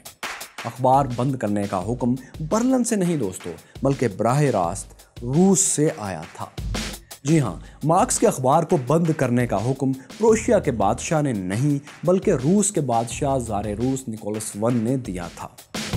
ہوا یہ تھا کہ زائتونگ میں 4 جنوری 1843 کو ایک ایسا آرٹیکل شائع ہوا تھا جس میں روسی حکومت پر شدید تنقید کی گئی تھی۔ اب پروشیا اس زمانے میں یعنی 1840s میں روس کا اتحادی تھا۔ جب روسی حکام کو اس آرٹیکل کے متعلق معلوم ہوا تو روس میں پروشین سفیر کی طلبی ہو گئی۔ روسی حکومت نے سفیر سے سوال کیا کہ آپ کی سخت سینسرشپ کے باوجود جرمن پریس ہماری توہین کیسے کر سکتا ہے؟ پروشین سفیر نے برلن میں اپنی حکومت کو اس واقعے کے بارے میں بتایا، چنانچہ یہ اخبار بند کر دیا گیا۔ بہرحال یہ بات مارکس کو بہت دیر بعد معلوم ہوئی کہ اس کا اخبار روسیوں نے بند کروایا تھا۔ تاریخ کا ستم دیکھیے دوستو، اس وقت کون جانتا تھا کہ اسی کارل مارکس کے نظریات ایک دن زار روس کا تختہ ہمیشہ کے لیے الٹ دیں گے اور اس کے خاندان کا خاتمہ کر دیں گے۔ اگر زار روس کو اس کا ادنا سا خطرہ بھی ہوتا تو اخبار ایک طرف، کارل مارکس ہی شاید زندہ نہ رہتا۔ بہرحال دوستو، نکولس I کی فرمائش یا حکم پر اخبار زائتونگ بند ہو چکا تھا۔ اس اخبار کی بندش کے بعد جرمن پریس میں ایک پولیٹیکل کارٹون شائع ہوا جس میں کارل مارکس کو اپنے آئیڈیل یونانی دیوتا پرومیتھیس کے انداز میں دکھایا گیا تھا۔ فرق صرف اتنا تھا کہ پرومیتھیس ایک چٹان کے ساتھ، لیکن کارل مارکس ایک پرنٹنگ پریس سے بندھا ہوا تھا اور ایک عقاب اس کا پیٹ چیر کر اس کا جگر نکالنے کی کوشش کر رہا تھا۔ یوں دوستو، مارکس اپنے آئیڈیل دیوتا کی کہانی کی عملی تصویر بھی کسی حد تک بن گیا۔ زائتونگ اخبار بند ہونے پر جہاں جرمنی کے آزاد خیال طبقے پریشان تھے، وہیں حیرت انگیز طور پر کارل مارکس خوش تھا۔ جی ہاں، وہ دل ہی دل میں شکر ادا کر رہا تھا کہ سینسرشپ کے کڑے قوانین میں کام کرنے سے نجات ملی اور اب وہ کوئی اور راستہ تلاش کرنے میں آزاد ہے۔ اس نے اپنے دوست آرنلڈ روچ سے کہا کہ اس ماحول میں میرا دم گھٹتا جا رہا ہے۔ اطاعت اور پابندی کی فضا میں کام کرنا اور آزادی کے لیے تلوار کے بجائے سوئی کی نوک استعمال کرنا ایک فضول سی بات لگتی ہے۔ حکومت نے میری آزادی مجھے واپس کر دی ہے۔ اخبار کی بندش کے بعد واقعی کارل مارکس خود کو کافی ہلکا پھلکا محسوس کر رہا تھا۔ ساتھ میں وہ یہ بھی سمجھ چکا تھا کہ جرمنی میں رہ کر وہ اپنی بات آزادی سے نہیں کہہ سکتا۔ وہ جان گیا تھا کہ جرمنی میں سینسرشپ جس حد تک سخت ہو چکی ہے یہ کسی انقلاب کے بغیر اب ختم نہیں ہو سکتی۔ اب وہ ایسی جگہ جانا چاہتا تھا جہاں اسے لکھنے اور کہنے کی آزادی میسر ہو اور جہاں جرمن حکومت کا بس بھی نہ چلتا ہو، تاکہ وہ بے فکر ہو کر اپنے انقلابی ایجنڈے کو آگے بڑھا سکے۔ ویسے بھی جرمنی میں اب اس کا تھا ہی کون؟ اس نے کئی قریبی رشتہ دار اور دوست بہت پہلے ہی کھو دیے تھے۔ اس کے والد ہینرک مارکس جو اس کے سب سے زیادہ قریبی دوست بھی تھے، جو اس سے علمی مباحث میں بھی حصہ لیا کرتے تھے، عرصہ ہوا انتقال کر چکے تھے۔ ان کی وفات کے بعد اپنی والدہ سے بھی کارل مارکس کی انبن ہو چکی تھی۔ مارکس کی والدہ کو شکوہ تھا کہ وہ گھر کا خرچ چلانے کے بجائے انقلابی سرگرمیوں میں وقت ضائع کر رہا ہے۔ چنانچہ انہوں نے کبھی مارکس سے اب سیدھے منہ بات بھی نہیں کی تھی اور مارکس بھی زیادہ تر ان سے دور ہی رہتا تھا، یعنی اس نے عملی طور پر اپنی ماں کو بھی کھو دیا تھا۔ ماں باپ کے علاوہ مزید نقصان یہ ہوا کہ کارل مارکس نے اپنی سخت گیر طبیعت کی وجہ سے اپنے دوستوں کو بھی اپنا دشمن بنا لیا تھا۔ وہ اپنے قریب ترین دوستوں پر بھی سخت علمی تنقید کرتا تھا کہ وہ اس سے بدظن ہو جایا کرتے تھے۔ کل تک جو اس کی شخصیت سے مرعوب تھے اب اسے دیکھ کر راستہ بدلنے لگے تھے۔ جرمنی کی ایلیٹ کلاس اور سرکاری ملازمین پہلے ہی اسے بادشاہت کا دشمن سمجھ کر اس سے کھچے کھچے رہتے تھے۔ تو مختصر یہ کہ جرمنی کے بڑے شہروں میں کارل مارکس تنہا ہو گیا۔ اگر اس کا کوئی حقیقی دوست اور چاہنے والا رہ گیا تھا تو وہ صرف ایک ہستی تھی، مارکس کی سبز آنکھوں والی منگیتر جینی۔ جینی ان مشکل تر حالات میں بھی اس کے ساتھ تھی اور اس کا انتظار کر رہی تھی، لیکن مارکس کے رویے نے اسے تکلیف پہنچانے میں بھی کوئی کسر نہیں چھوڑی تھی۔ جینی سے اس کی منگنی کو 7 سال گزر چکے تھے اور یہ 7 سال ان دونوں پر بہت بھاری گزرے تھے، بلکہ دونوں میں بہت بڑی غلط فہمیاں بھی پیدا کر گئے تھے۔ دوستوں، مارکس نے یونیورسٹی کی تعلیم اور اس کے بعد کولون میں ایڈیٹرشپ کی نوکری کے دوران جینی سے بہت ہی کم تعلق رکھا تھا۔ اب اس زمانے میں فون یا انٹرنیٹ تو تھے نہیں، دونوں صرف خط کے ذریعے ایک دوسرے سے رابطہ رکھ سکتے تھے اور خطوط میں بھی ظاہر ہے ہفتوں اور مہینوں کا وقفہ ہو جاتا تھا۔ اس کا نتیجہ یہ نکلا کہ دونوں لو برڈز کے درمیان کچھ غلط فہمیاں پیدا ہو گئیں۔ جینی ایک دولت مند خاندان کی لڑکی تھی اور اس کے لیے رشتوں کی تو کوئی کمی نہیں تھی۔ ادھر مارکس نے کولون میں جو انقلابی سرگرمیاں شروع کر رکھی تھیں اور اخبار میں وہ جس طریقے سے حکومت کے خلاف سخت مضامین لکھ چکا تھا، اس نے ایلیٹ کلاس میں اس کے کئی دشمن پیدا کر دیے تھے۔ ان دشمنوں میں جینی اور مارکس کے کئی رشتہ دار بھی شامل تھے جو ان دونوں کو ایک ساتھ نہیں دیکھنا چاہتے تھے۔ اب مسئلہ یہ تھا کہ جینی کو ٹریئر میں رہ کر ان سب مخالفین سے تنہا ہی لڑنا پڑتا تھا۔ جینی اپنے رشتہ داروں کے تانے سنتی اور دل ہی دل میں کڑتی رہتی، لیکن جب وہ مارکس کو خط لکھ کر اپنی پریشانیوں کا ذکر کرتی تو کارل مارکس الٹا اس سے ناراض ہو جاتا۔ اسے لگتا کہ جینی اب اس سے بیزار ہو گئی ہے اور جان چھڑانا چاہتی ہے۔ وہ جینی کے شکووں کے جواب میں اپنا جواب شکوہ لکھ کر بھیج دیتا۔ اسے پڑھ کر بیچاری جینی اور بھی پریشانی کا شکار ہو جاتی۔ جینی کو شکوہ تھا کہ مارکس اس کی محبت پر شک کر رہا ہے اور مارکس سمجھتا تھا کہ جینی اس سے بیزار ہو چکی ہے، اس سے اکتا گئی ہے۔ اسی دوران مبینہ طور پر مارکس نے جینی سے بے وفائی بھی کی۔ اس نے اپنی ماں کی عمر کی ایک جرمن شاعرہ سے عشق لڑایا۔ ستم تو یہ ہے دوستو کہ وہ ایک بار اس خاتون کو لے کر اپنے شہر ٹریئر آیا اور جینی سے اس شاعرہ کی ملاقات کروائی۔ یہ ملاقات جینی پر یقیناً قیامت بن کر گزری ہوگی، لیکن اس واقعے کے باوجود جینی مارکس سے محبت کرتی رہی اور اس سے بریک اپ اس نے نہیں کیا۔ دلچسپ بات یہ ہے کہ ایک بار جینی نے اپنے خط میں مارکس کو اس کی بے حسی کا احساس دلانے کے لیے لکھا، او کارل، تمہیں میرے حالات اور دکھ کا ذرا بھی احساس نہیں۔ کاش ایسا ہو سکتا کہ تم کچھ دیر کے لیے میرے جیسی عجیب و غریب لڑکی بن سکتے تو ممکن تھا کہ تمہیں میرا کچھ احساس تو ہو جاتا۔ بہرحال 7 برس کے عرصے میں جدائی اور غلط فہمیوں کی بھٹی تپتی رہی، مارکس کی جرمن شاعرہ سے دوری ہو گئی اور جینی بچھڑی ہوئی محبت کی طرح ایک بار پھر اس کے رگ و پے میں سما گئی۔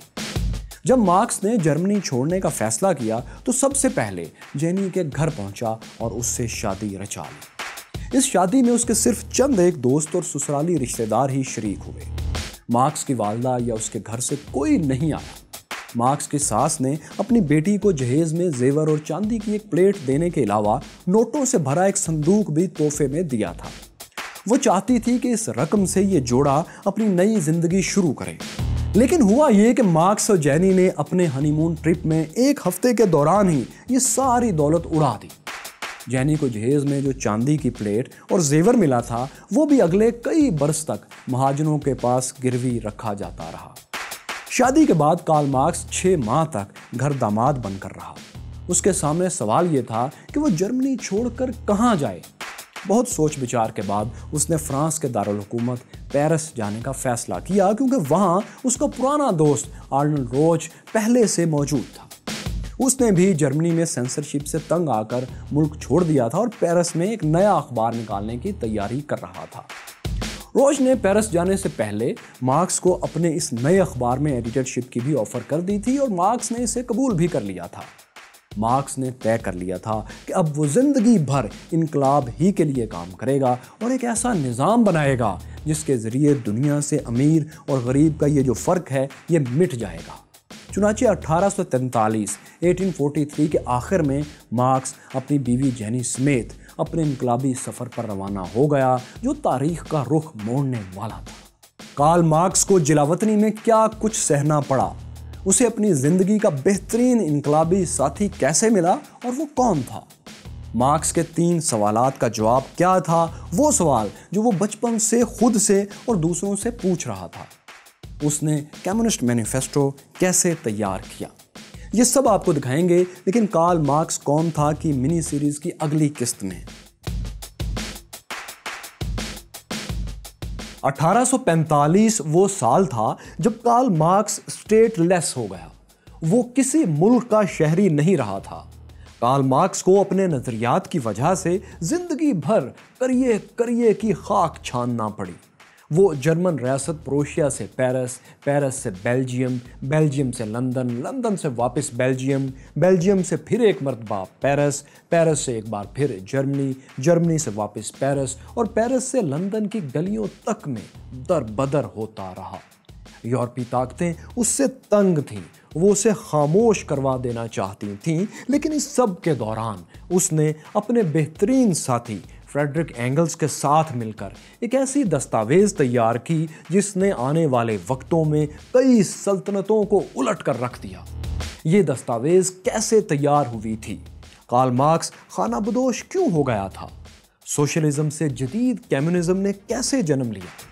میں ہوں فیصل وڑائچ اور دیکھو سنو جانو کی منی سیریز کارل مارکس کون تھا کے تیسرے حصے میں ہم آپ کو یہی سب دکھا رہے ہیں۔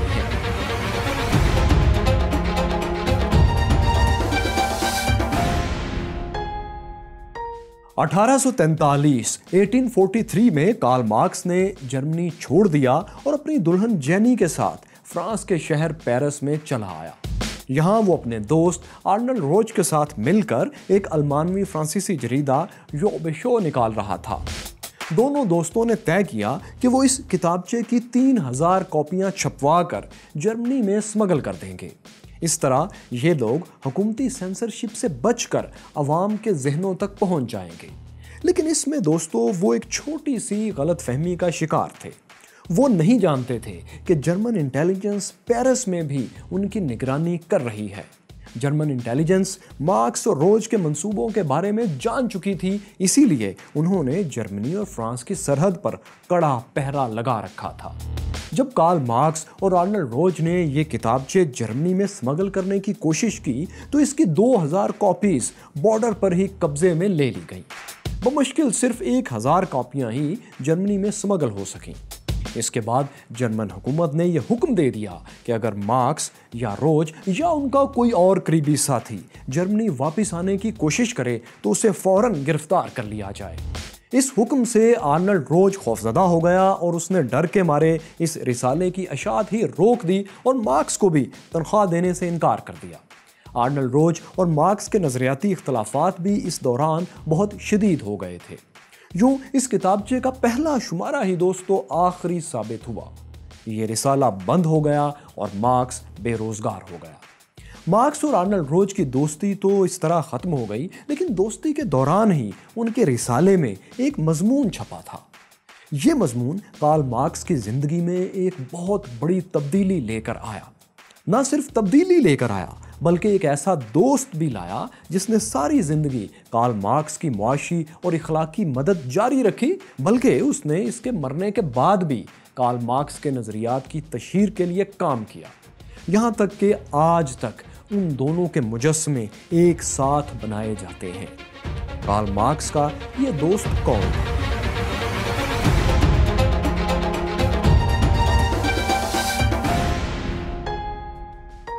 مائیکیورس فیلوز یہ دوست فریڈرک اینگلز تھا۔ فریڈرک اینگلز تھا تو جرمن، لیکن وہ رہتا برطانیہ میں تھا۔ اینگلز کا باپ ایک دولت مند صنعت کار تھا، ایک انڈسٹریلسٹ تھا۔ وہ چاہتا تھا کہ اس کا بیٹا اینگلز بھی اسی کی طرح بزنس میں ترقی کرے، لیکن اینگلز کا رجحان سیاست کی طرف زیادہ تھا اور وہ اپنے معاشرے میں ایک انقلاب لانا چاہتا تھا۔ اینگلز نے اکانومی، معیشت بہت گہرائی سے پڑھی تھی اور اب وہ سوسائٹی میں موجود ناانصافی کو اکانومی کے پوائنٹ آف ویو سے ہی دیکھنے لگ گیا تھا۔ اکانومی اور غربت کے تعلق کے حوالے سے اس کے مضامین اکثر شائع ہوتے رہتے تھے۔ جب کارل مارکس جرمن شہر کولون میں زائٹونگ کا ایڈیٹر تھا تو ایک بار اینگلز بھی کولون آ چکا تھا۔ وہاں اس کی کارل مارکس سے ایک سرسری سی ملاقات بھی ہو چکی تھی، لیکن اس کے بعد دونوں طرف طویل خاموشی چھائی رہی۔ لیکن جب کارل مارکس پیرس آیا تو اس کی اینگلز سے خط و کتابت کافی بڑھ گئی۔ کارل مارکس اینگلز کی تحریروں سے بہت متاثر تھا، اسی لیے جب کارل مارکس اور آرنلڈ روج نے اپنا رسالہ نکالا تو اس میں اینگلز کا ایک مضمون بھی چھاپا گیا۔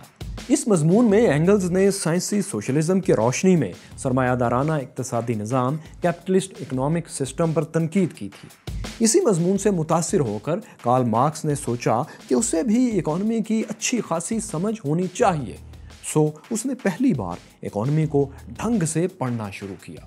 اکانومی کی باریکیوں کو سمجھتے ہوئے ہی اسے احساس ہوا کہ انسانیت کی بہتری کا راستہ معیشت یعنی اکانومی سے ہو کر ہی گزرتا ہے۔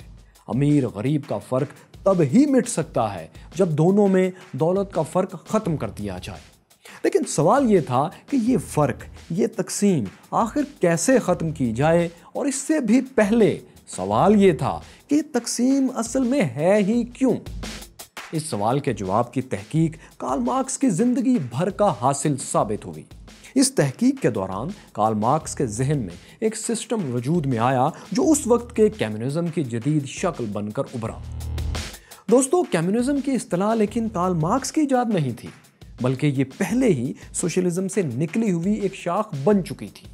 19ویں صدی 19th سینچری میں سوشلزم کا نظریہ بہت مقبول بھی ہو چکا تھا۔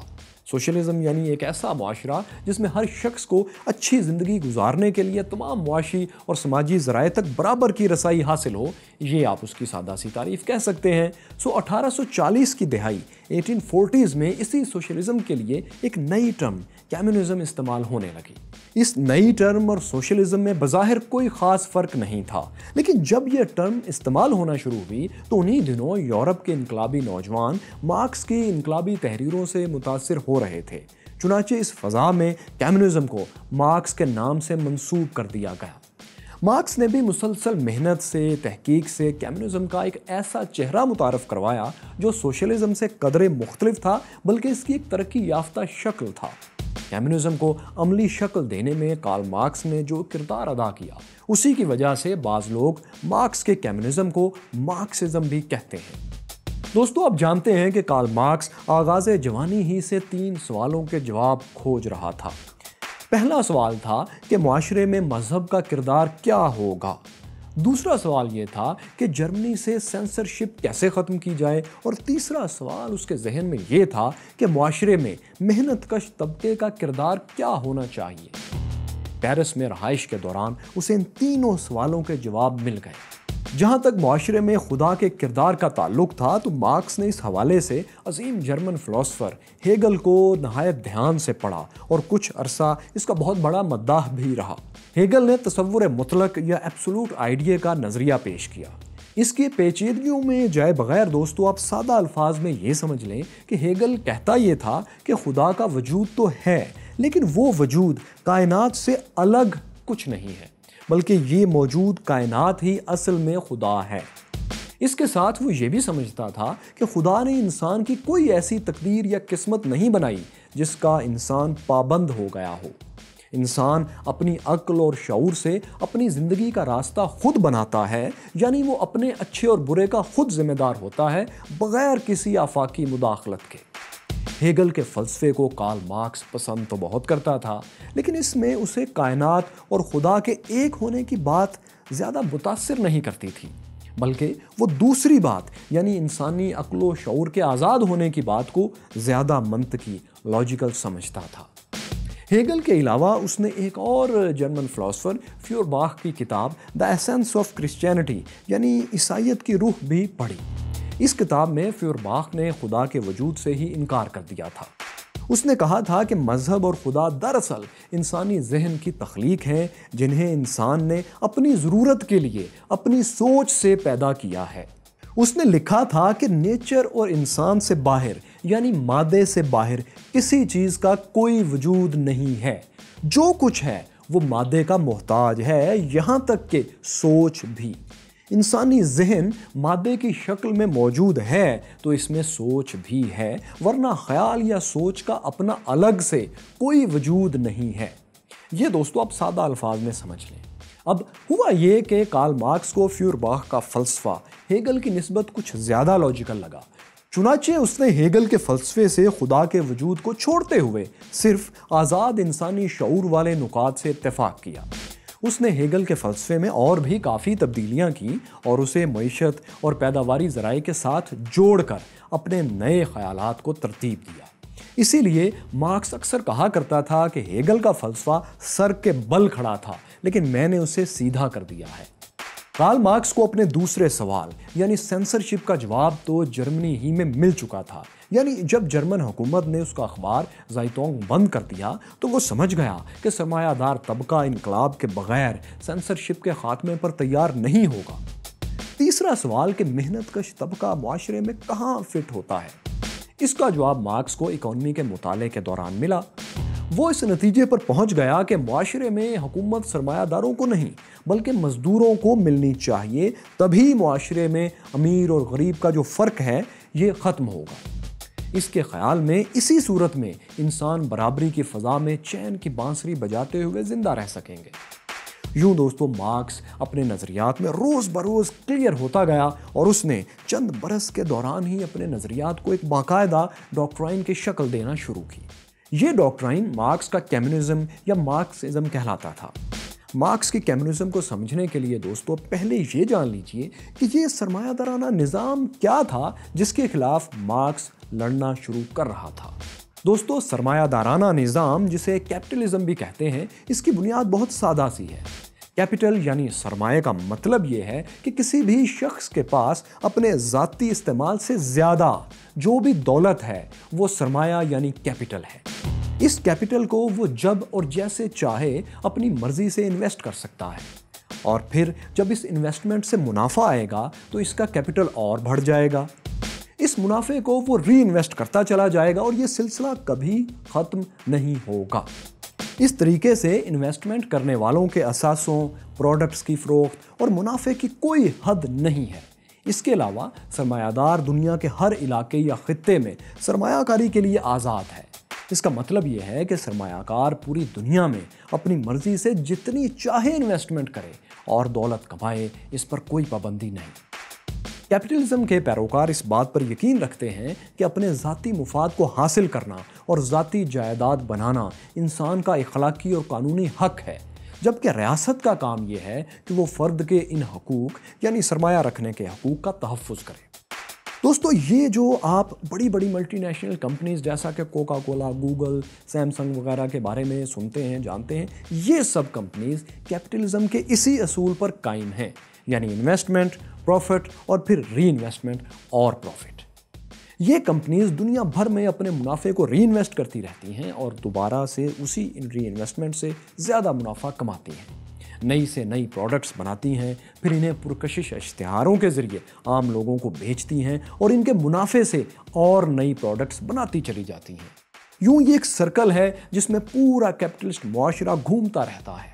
کیپٹلزم کے حامیوں کا کہنا ہے کہ اس طریقے سے بے روزگاری ختم کرنے میں مدد ملتی ہے۔ اس کی ایک سادہ سی مثال یوں دی جاتی ہے کہ فرض کریں ایک زمیندار، ایک کپڑا بننے والے یا ایک جوتا بنانے والے کا منافع اس کی اپنی ضروریات سے بڑھ جاتا ہے۔ اس صورت میں وہ شخص اپنا منافع بڑھانے کے لیے مزید ملازم رکھے گا، چنانچہ منافع بڑھتا جائے گا اور اتنے ہی مزید ملازم بھی بھرتی ہوتے چلے جائیں گے۔ یعنی کاروباری افراد کا زیادہ منافع مشترکہ دولت اور خوشحالی کی بنیاد بن جاتا ہے ایک معاشرے میں۔ اب یوں تھا کہ کارل مارکس کیپٹلزم کے اس آئیڈیا کو مسترد کر دیتا تھا۔ اس کا ماننا تھا کہ سرمایہ دار طبقے کو جب اپنی انویسٹمنٹ بڑھانے کی اجازت ملتی ہے تو وہ منافع کے لیے مزدوروں کا استحصال کرتا ہے۔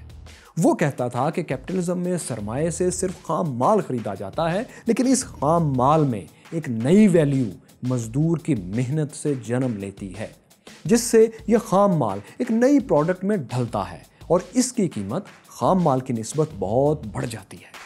کارل مارکس کے نزدیک یہ بڑھی ہوئی جو ویلیو ہے، جو قیمت ہے، دراصل وہ سرپلس ویلیو یا قدر زائد ہے جو کہ مزدور کا حق ہے۔ وہ اسے، اس قدر زائد کو سرمایہ دار کا حق نہیں سمجھتا تھا۔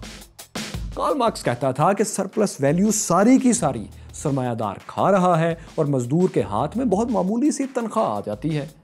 یوں سرمایہ دار طبقہ مزدور کے خون پسینے کی کمائی سے امیر تر، جبکہ مزدور یا عام آدمی غریب سے غریب تر ہوتا چلا جاتا ہے۔ اس کے علاوہ مزدور کی تیار کردہ پروڈکٹ اس کی نہیں بلکہ سرمایہ دار کی تخلیق سمجھی جاتی ہے، اس لیے مزدور محنت سے بیزار ہو جاتا ہے۔ مزدوروں کے محنت سے بیزار ہونے کے اس عمل کو مارکس نے بیگانگی ذات قرار دیا۔ اسے مارکس کا فلسفہ بیگانگی یا تھیوری آف ایلینیشن بھی کہا جاتا ہے۔ مارکس اس سارے نظام کو ختم کرنا چاہتا تھا جو مزدوروں کا استحصال کر رہا تھا اور انہیں اپنی محنت سے بیگانہ کر رہا تھا۔ مارکس کے نزدیک ایسا صرف اسی صورت میں ممکن تھا جب سرمایہ دارانہ نظام کا مکمل خاتمہ ہو جائے اور اس کی جگہ ورکنگ کلاس یعنی مزدور طبقے کی حکومت قائم ہو جائے۔ لیکن یہاں سب سے بڑا سوال یہی تھا کہ ایسی حکومت بنے گی کیسے؟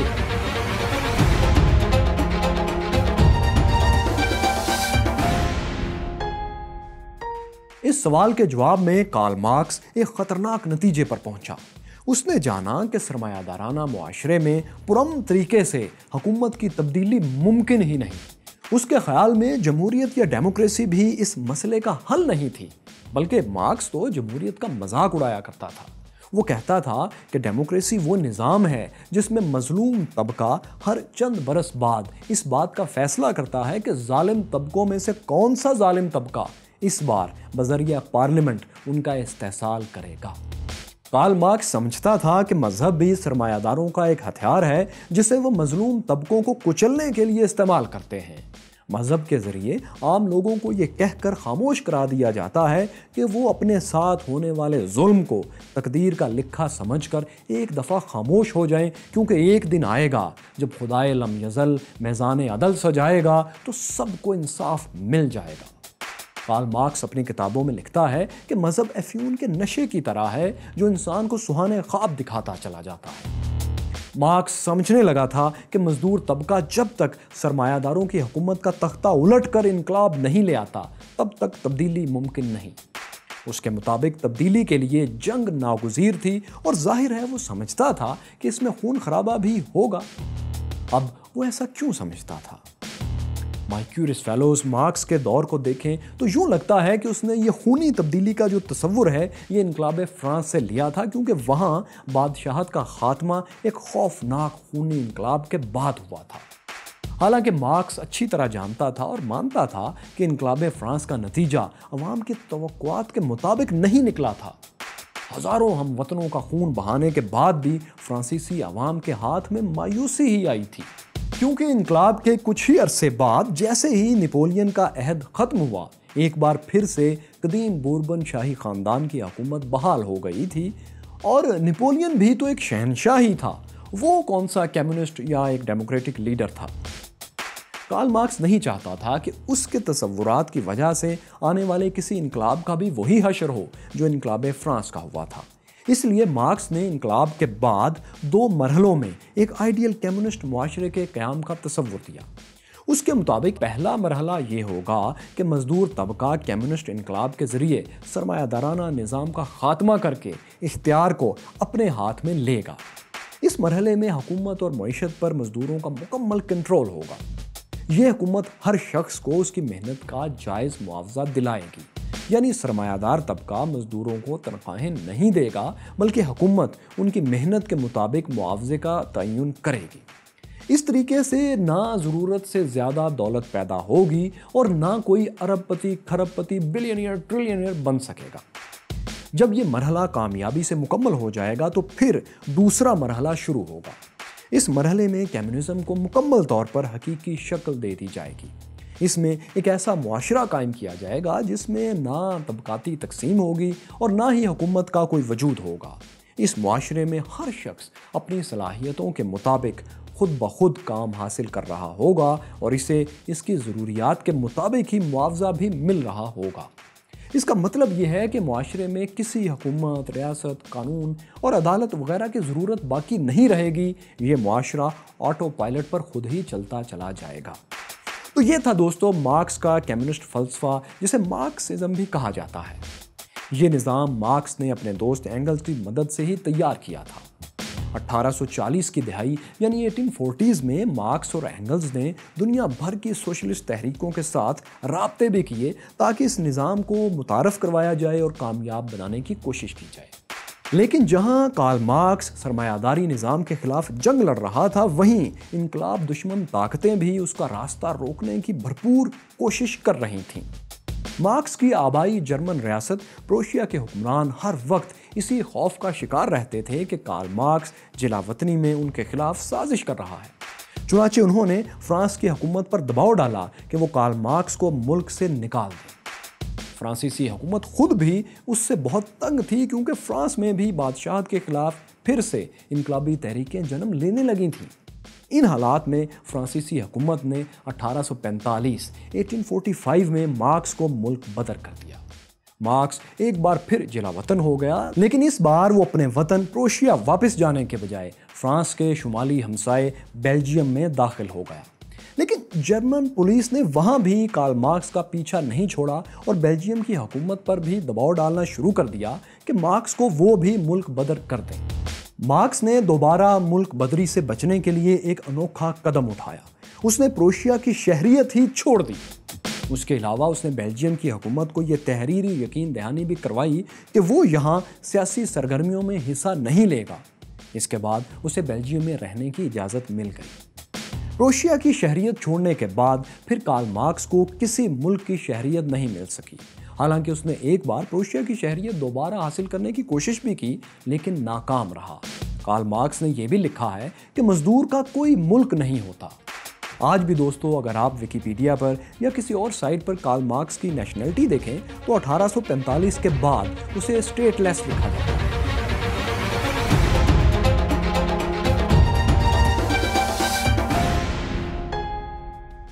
1847 میں جب کارل مارکس ابھی بیلجیم میں ہی تھا تو اس دور میں برطانیہ میں جرمن تارکین وطن کی ایک خفیہ سوسائٹی کی میٹنگ ہوئی۔ یہ خفیہ society league of the just کہلاتی تھی۔ اس لیگ میں زیادہ تر جرمن تارکین وطن ہی شامل تھے۔ اس خفیہ سوسائٹی نے مارکس کے پاس اپنا نمائندہ بھیج کر اسے اپنے ساتھ شامل ہونے کی دعوت دی۔ مارکس نے اینگلز کے ساتھ برطانیہ جا کر یہ لیگ جوائن کر لی۔ اس کے بعد اس سوسائٹی کا نام بدل کر کمیونسٹ لیگ رکھ دیا گیا۔ 1847 میں لیگ آف دا جسٹ کی ایک کانفرنس لندن میں منعقد ہوئی۔ اس کانفرنس میں اینگلز بھی شریک تھا۔ اس کانفرنس میں فیصلہ کیا گیا کہ تنظیم کو اب کارل مارکس کے اصولوں کے مطابق کمیونسٹ بنایا جائے گا۔ اسی تنظیم کے مطالبے پر کارل مارکس اور فریڈرک اینگلز نے 1848 میں کمیونسٹ مینیفیسٹو لکھا، جو دنیا بھر کے کمیونسٹس کے لیے ایک مقدس دستاویز بن گیا۔ اس دستاویز میں سرمایہ دار طبقے یا جسے وہ بورژوا کہتا تھا اور مزدور طبقے یعنی پرولٹیریٹس کے درمیان طبقاتی کشمکش یا کلاس سٹرگل کا تجزیہ کیا گیا تھا۔ یہ منشور کہتا ہے کہ انسان نے تاریخی طور پر جو بھی ترقی کی ہے یا دنیا میں جو کچھ بھی ہو چکا ہے یا ہونے والا ہے، وہ صرف ایک چیز کا نتیجہ ہے: طبقاتی کشمکش یا کلاس سٹرگل۔ مینیفیسٹو میں کہا گیا تھا کہ سرمایہ دارانہ نظام کا خاتمہ ہو کر رہے گا اور اس کی جگہ مزدوروں کا معاشرہ قائم ہو جائے گا۔ کمیونسٹ جو کہ محنت کش طبقے کا ہراول دستہ ہے، وہ پرائیویٹ پراپرٹی ختم کر دیں گے اور مزدوروں یعنی پرولیٹیریٹس کو حکومت دلائیں گے۔ اس مینیفیسٹو کا اختتام ان الفاظ پر ہوتا ہے کہ پرولیٹیریٹس کے پاس سوائے اپنی زنجیروں کے کھونے کے لیے اور کچھ بھی نہیں ہے، جبکہ ان کے سامنے ایک دنیا موجود ہے جسے وہ جیت سکتے ہیں، اس لیے دنیا بھر کے مزدوروں ایک ہو جاؤ۔ یہ مینیفیسٹو سرمایہ دار طبقوں کے خلاف ایک کھلا اعلان جنگ تھا جس نے مستقبل میں سپر پاورز تک کو ہلا کر رکھ دیا۔ لیکن دوستو، مارکس کی زندگی کے بارے میں ایک بہت بڑی غلط فہمی ہے۔ وہ یہ کہ اس نے لکھا تو بہت کچھ، لیکن وہ اپنی زندگی میں کوئی انقلاب نہیں لا سکا۔ اس کے نظریات پر جو بھی انقلابات آئے وہ اس کی زندگی کے بعد آئے، لیکن یہ پورا سچ نہیں ہے۔ مارکس کی زندگی میں بھی ایک ایسا موقع آیا تھا جب انقلاب نے اس کے دروازے پر دستک دی اور اس نے اس انقلاب کی آواز پر لبیک کہا۔ یہ کون سا انقلاب تھا؟ وہ کون سا راز تھا جسے کارل مارکس کی موت کے بعد فاش کیا گیا؟ مارکس نے انقلاب کے لیے بندوق کیوں اٹھا لی تھی؟ مارکس کے آخری لمحات کے بارے میں بھی آپ کو دکھائیں گے، لیکن کارل مارکس کی منی سیریز کے چوتھے اور آخری حصے میں۔ کارل مارکس کے دفتر کے سامنے ایک فوجی چوکی تھی۔ ایک بار اس نے اپنے اخبار میں فوج میں ہونے والی ایک کرپشن پر ایک تحقیقی آرٹیکل چھاپ دیا۔ اس آرٹیکل کے چھپنے پر کچھ فوجی اہلکار ناراض ہوئے اور اسے دھمکانے کے لیے اس کے دفتر آن دھمکے۔ انہوں نے کارل مارکس کو آرڈر دیا کہ جس نے بھی یہ آرٹیکل لکھا ہے اسے ہمارے حوالے کر دو، ورنہ تمہاری خیر نہیں۔ کارل مارکس نے اس فوجی دھمکی کا کیا جواب دیا؟ مارکس کی زندگی میں اس کے نظریات کے مطابق کہاں انقلاب آیا؟ اس کے آخری لمحات اور آخری الفاظ کیا تھے؟ میں ہوں فیصل وڑائچ اور دیکھو سنو جانو کی منی سیریز کارل مارکس کون تھا کے آخری حصے میں ہم آپ کو یہی سب دکھائیں گے۔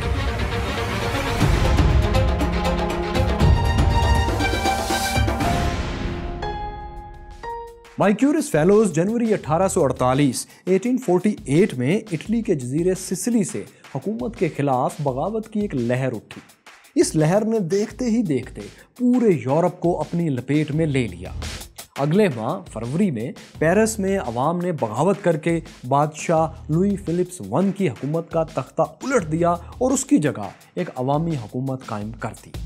حتیٰ کہ برطانیہ سمیت کئی اور یورپی ممالک میں بھی جمہوری اصلاحات کے لیے مظاہرے شروع ہو گئے۔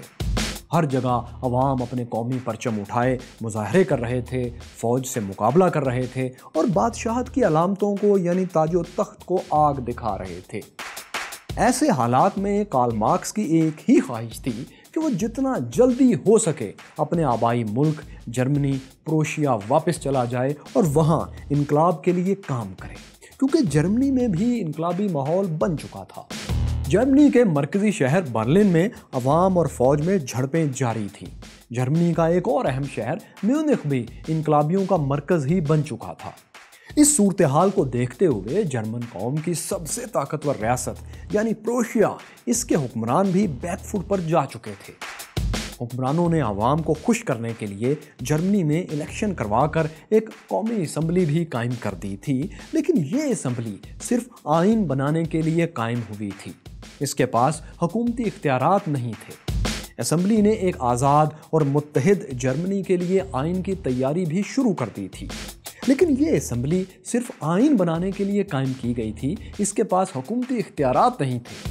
یہاں دوستو آپ کو یہ وضاحت کر دیں کہ جرمنی اس دور یعنی 1848 میں کئی ریاستوں میں تقسیم تھا، تو یہ ان ریاستوں کی مشترکہ پارلیمنٹ جو بن رہی تھی یہ جرمنی کو متحد کرنے کی ایک کوشش بھی تھی۔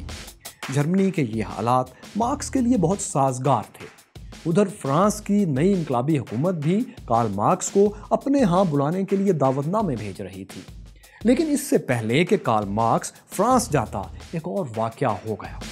بیلجیم کی حکومت نے بھی اپنے ملک میں عوامی مظاہروں کو دیکھتے ہوئے مارکس سمیت انقلابی ذہن والے تمام غیر ملکیوں کو ڈی پورٹ کرنے کا فیصلہ کر لیا۔ مارکس کو اس کی بیوی سمیت 1-2 روز کے لیے جیل میں بھی بند رکھا گیا۔ اس کے بعد پوری فیملی کو پولیس کے کڑے پہرے میں فرانس میں دھکیل دیا گیا۔ بیلجیم سے ڈیپورٹ ہو کر جب پریشان حال مارکس فرانس کے دارالحکومت پیرس پہنچا تو وہاں ماحول ہی کچھ اور تھا۔ پیرس میں جگہ جگہ انقلاب کے پرچم لہرا رہے تھے، جنہیں دیکھ کر مارکس کی ہمت اور بڑھ گئی۔ وہ جلد سے جلد اب جرمنی جانے کے لیے پر تولنے لگا تاکہ وہاں بھی پیرس جیسا انقلابی ماحول بنا سکے۔ لیکن مسئلہ یہ تھا کہ جرمنی میں انقلابی تحریک زوردار ضرور تھی، لیکن جرمن معاشرہ ابھی کمیونسٹ انقلاب کے لیے تیار نہیں تھا۔ چنانچہ فرانس میں اپنے مختصر قیام کے دوران مارکس نے یہ فیصلہ کیا کہ وہ خود جرمنی جا کر انقلاب کے لیے کوشش کرے گا، لیکن احتیاطاً وہ پہلے مرحلے میں کمیونسٹ انقلاب کے بجائے جمہوری انقلاب کے لیے راہ ہموار کرنے کا فیصلہ کر چکا تھا تاکہ دولت مند طبقے کو زیادہ اعتراض نہ ہو۔ مارکس نے اپنے کمیونسٹ مینیفیسٹو میں کچھ تبدیلیاں کر کے ایک نیا چارٹر تیار کیا جسے اس نے the demands of the Communist Party in Germany کا نام دیا۔ ان ڈیمانڈز میں ایک اسٹیٹ بینک کا قیام، انکم ٹیکس نظام کی بہتری جیسی کچھ ڈیمانڈز شامل تھے۔ ان مطالبات میں کارل مارکس کا اصل مطالبہ یعنی وراثت کے حق کو مکمل ختم کیا جائے شامل نہیں تھا، بلکہ صرف وراثت کے حق کو محدود کرنے کی بات کی گئی تھی، جبکہ زمین کو قومی ملکیت میں لینے کی بھی کوئی بات ان ڈیمانڈز میں، ان مطالبات میں شامل نہیں تھی۔ البتہ صرف شہزادوں کی جاگیریں ضبط کرنے کے لیے ایک جملہ لکھا گیا تھا۔ یہ ڈیمانڈز دراصل بورژوا کو ذہن میں رکھ کر تیار کی گئی تھی، نہ کہ سوشلسٹ یا کمیونسٹ انقلاب کو مد نظر رکھ کر۔ ان ڈیمانڈز کے ذریعے مارکس اصل میں جرمنی کے خوشحال طبقے اور مزدور دونوں کی حمایت حاصل کرنا چاہتا تھا۔ اس لیے اس نے کمیونزم کے سخت فلسفے پر کچھ دیر کے لیے کمپرومائز کر لیا۔ اس کمپرومائز کے ساتھ ہی یعنی demand of the Communist party کے ڈاکومنٹ کو ساتھ لے کر مارکس جرمنی کے شہر کولون چلا آیا۔ یہاں اس نے ایک نیا اخبار نیو زائٹونگ شائع کرنا شروع کر دیا۔ اس اخبار نے سوشلسٹ ریپبلک یا مزدوروں کی ریاست کی تبلیغ نہیں کی۔ اس کے برعکس اس اخبار کا پروگرام یا تھیم یہ تھا کہ تمام جرمن عوام کو ووٹ کا حق دیا جائے، براہ راست الیکشن کروائے جائیں اور جاگیرداری نظام میں عوام پر جو ٹیکس وغیرہ لگائے گئے ہیں وہ ختم کر دیے جائیں۔ اخبار میں جرمن حکومت پر تنقید تو کی جاتی تھی، مگر اس طرح کہ اس سے حکومت زیادہ ناراض بھی نہ ہو اور انقلاب کا پیغام بھی پہنچ جائے۔ مارکس کی اس حکمت عملی کی وجہ سے حکومت کھل کر اخبار کے خلاف کوئی ایکشن نہیں لے رہی تھی۔ ایسے میں جرمن فوج نے اس کے خلاف ایک ایکشن بہرحال لیا۔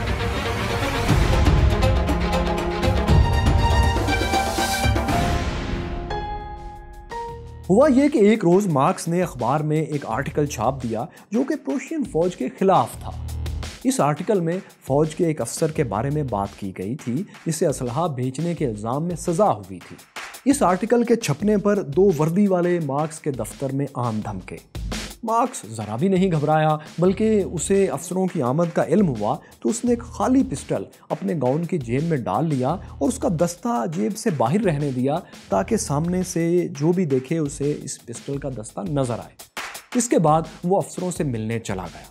افسروں نے مارکس سے کہا کہ اس آرٹیکل کی وجہ سے ان کے یونٹ کی بہت بدنامی ہو رہی ہے، اس لیے اگر آرٹیکل لکھنے والے کو ان کے حوالے نہیں کیا گیا تو پھر وہ اپنے لوگوں کو نہیں روک پائیں گے اور اس کا نتیجہ کارل مارکس کے لیے اچھا نہیں ہوگا۔ کارل مارکس نے اس دھمکی کو مسترد کرتے ہوئے کہا کہ وہ ان دھمکیوں سے ڈرنے والا نہیں ہے۔ دونوں فوجی افسر اس کے جیب میں پڑے ہوئے پسٹل کا دستہ دیکھ چکے تھے، سو وہ بڑبڑاتے ہوئے اٹھ کر چلے گئے۔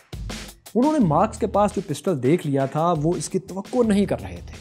اب انہیں غالباً یہ خدشہ تھا کہ انقلابی اخبار کے دفتر پر حملے میں خون خرابہ ہو گیا تو باہر جو انقلابی موجود ہیں شہر میں ہزاروں کی تعداد میں، وہ مشتعل ہو سکتے ہیں۔ چنانچہ انہوں نے اخبار کے دفتر پر حملہ نہیں کیا اور نہ ہی کارل مارکس کو کوئی نقصان پہنچایا، حالانکہ اخبار کا دفتر جو ایک فوجی چوکی کے سامنے تھا اس کے پیچھے ایک فوجی چھاؤنی بھی موجود تھی۔ فریڈرک اینگلز نے لکھا تھا کہ بہت سے لوگ اس بات پر حیران تھے کہ ہم 8000 فوجیوں کے گیریزن کی موجودگی میں ان کی مرکزی چوکی کے عین سامنے اپنا کام کرنے میں کیسے کامیاب ہو رہے ہیں۔ لیکن دوستو، کچھ شہر کا انقلابی ماحول اور کچھ کارل مارکس کی چالاکی کام کر گئی اور فوجی افسر پھر دوبارہ کارل مارکس کو دھمکی لگانے نہیں آئے۔ یہ شاید پہلا اور آخری موقع تھا جب مارکس نے دکھاوے کے لیے ہی صحیح لیکن انقلاب کے لیے ہتھیار کا سہارا لیا تھا۔ جرمنی کا یہ انقلابی ماحول دوستو زیادہ دیر برقرار نہ رہ سکا۔ آپ جانتے ہیں کہ جرمنی اس دور میں ایک متحد اتنا بڑا ملک نہیں تھا بلکہ کئی ریاستوں میں تقسیم تھا۔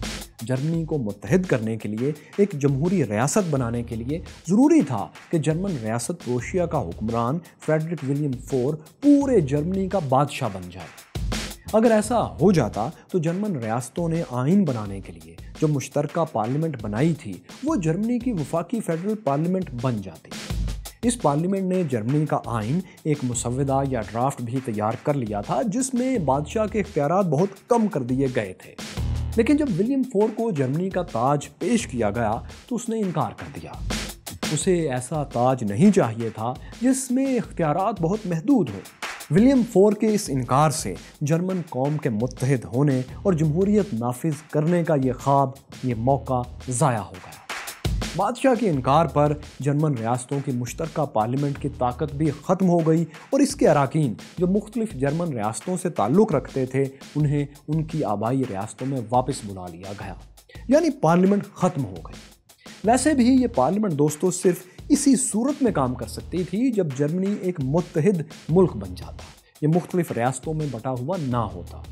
جب ایسا نہ ہو سکا تو پارلیمنٹ بھی ناکارہ ہو گئی۔ یوں جرمنی کا انقلاب اپنے ابتدائی مرحلے ہی میں دم توڑ گیا۔ اس کے بعد جرمن ریاستوں نے انقلاب کے حامیوں سے گن گن کر بدلے لینا شروع کیے۔ کارل مارکس کو بھی اپنی بیوی سمیت ایک بار پھر ملک چھوڑنے پر مجبور کر دیا گیا۔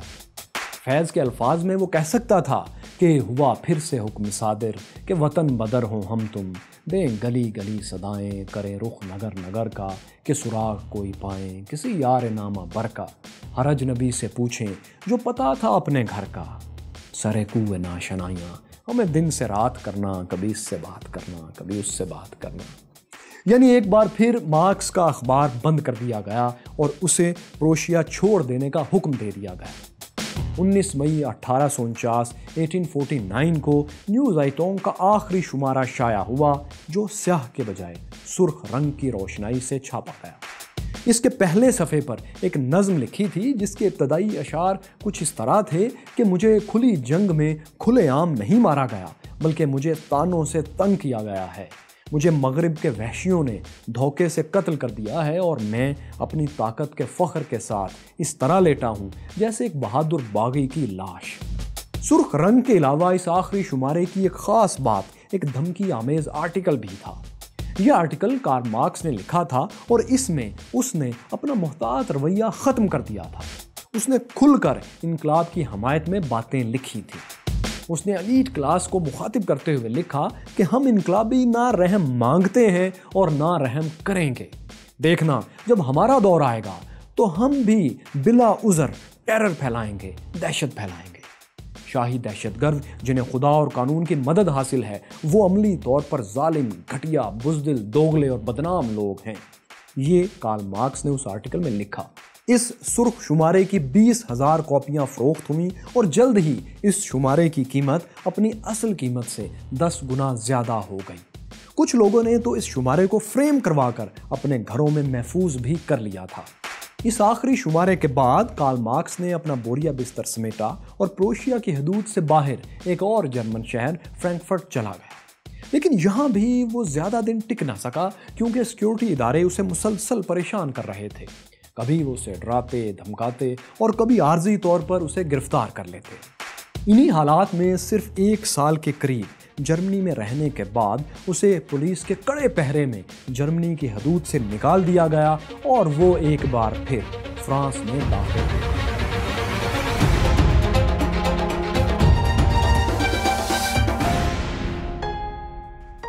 2 جون 1849 کو مارکس ایک بار پھر پیرس میں تھا، لیکن اب یہ 1848 والا انقلابی پیرس نہیں تھا۔ یہاں ایک تبدیلی آ چکی تھی۔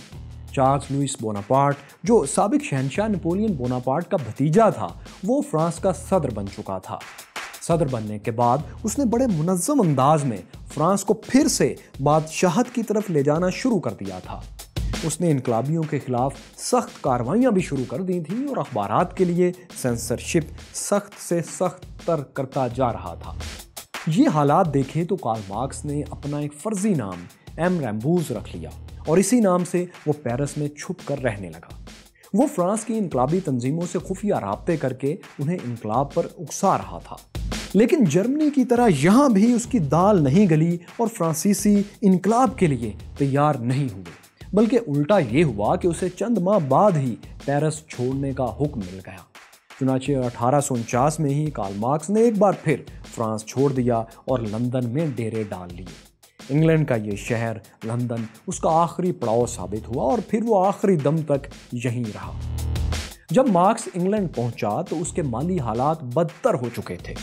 हद तो ये थी कि उसकी घड़ी और कपड़े भी महाजनों के पास गिरवी थे, जिन्हें छुड़ाने के लिए एंगल्स को खत लिखकर वो पैसे मंगवाया करता था। एंगल्स की मदद के बावजूद कार्ल मार्क्स अपने कर्ज खाहों से मुकम्मल जान नहीं छुड़ा पा रहा था और कर्ज खाहों के तकाजे रोज बरोज शदीद तर होते जा रहे थे और उनका रवैया सख्त होता जा रहा था। इसका नतीजा ये हुआ कि वो कौड़ी कौड़ी का मोहताज हो गया, हत्ता कि वो एक अच्छे घर जैसी नेमत से भी महरूम हो गया, क्योंकि वो अब किराया भी अफोर्ड नहीं कर सकता था।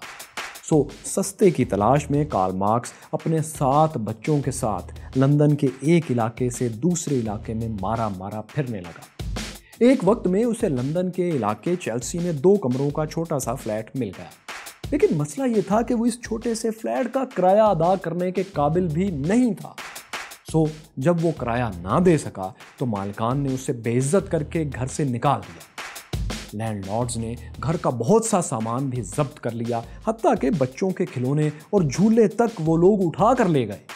मार्क्स की माली हालत इतनी खराब हो गई थी कि दुकानदारों का हिसाब चुकाने के लिए घर के बिस्तर तक बेचना पड़े। चेल्सी से इलाका बदर होने के बाद कार्ल मार्क्स सोहो के इलाके में मुंतकिल हो गया। लंदन के इस इलाके में ज़्यादातर मजदूर तारकीने वतन थे। ये इलाका भी उसे रास नहीं आया। यहाँ भी वो घर पर घर बदलता रहा और अपनी गुर्बत से जंग ही लड़ता रहा। इस जंग में उसके 3 बच्चे भूख और बीमारी से नाकाम जंग लड़ते हुए मर गए।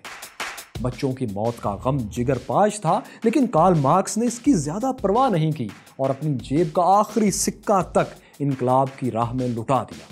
इस दौरान एक वक्त ऐसा भी आया जब उसका एक बेटा शदीद बीमार हुआ। उसे डॉक्टर और दवा की ज़रूरत थी, लेकिन कार्ल मार्क्स की जेब खाली थी। मार्क्स उठा और सर्दी और बारिश में पैदल चलता हुआ एक महाजन के पास गया और उसके पास अपना कोट गिरवी रख कर कुछ पैसे हासिल किए। लेकिन दोस्तों, कार्ल मार्क्स ने ये रकम भी अपने बेटे की दवा पर खर्च नहीं की, बल्कि मुकदमात में फंसे अपने कुछ इनकलाबी दोस्तों के हक में एक पंफलेट छपवाया और उसे तकसीम कर दिया। दवा न मिलने के बावजूद उसका बेटा वक्ती तौर पर ठीक तो हो गया, लेकिन कुछ अरसा बाद ही बेहतर तवज्जो न होने के बायस बीमार हुआ और जिंदगी की बाजी हार गया। अब कार्ल मार्क्स के इस रवैये को दोस्तों आप इंतहा दर्जे की संगदिली कहिए या इनकलाब से मोहब्बत, लेकिन कार्ल मार्क्स ऐसा ही था। शायद वो ऐसी कुर्बानियां देकर अपने इनकलाबी दोस्तों के लिए मिसाल कायम करना चाहता था, लेकिन इन कुर्बानियों के बावजूद वो अपने दोस्तों से खतो किताबत में अपनी मफलूकुल हाली की, अपनी गुर्बत की शिकायत करता रहता था। एक बार 1859 में उसने इक्तिसादियात पर, मईशत पर एक किताब तनकीद मुआशियात लिखी, लेकिन ये मुसव्विदा पब्लिशर को भेजने के लिए उसके पास टिकट के पैसे भी नहीं थे। ऐसे में उसने अपने बेहतरीन दोस्त फ्रेडरिक एंगल को लिखा कि शायद ही कोई राइटर हो दुनिया में जिसने दौलत पर किताब लिखी हो और उसके पास एक पैसा भी ना हो।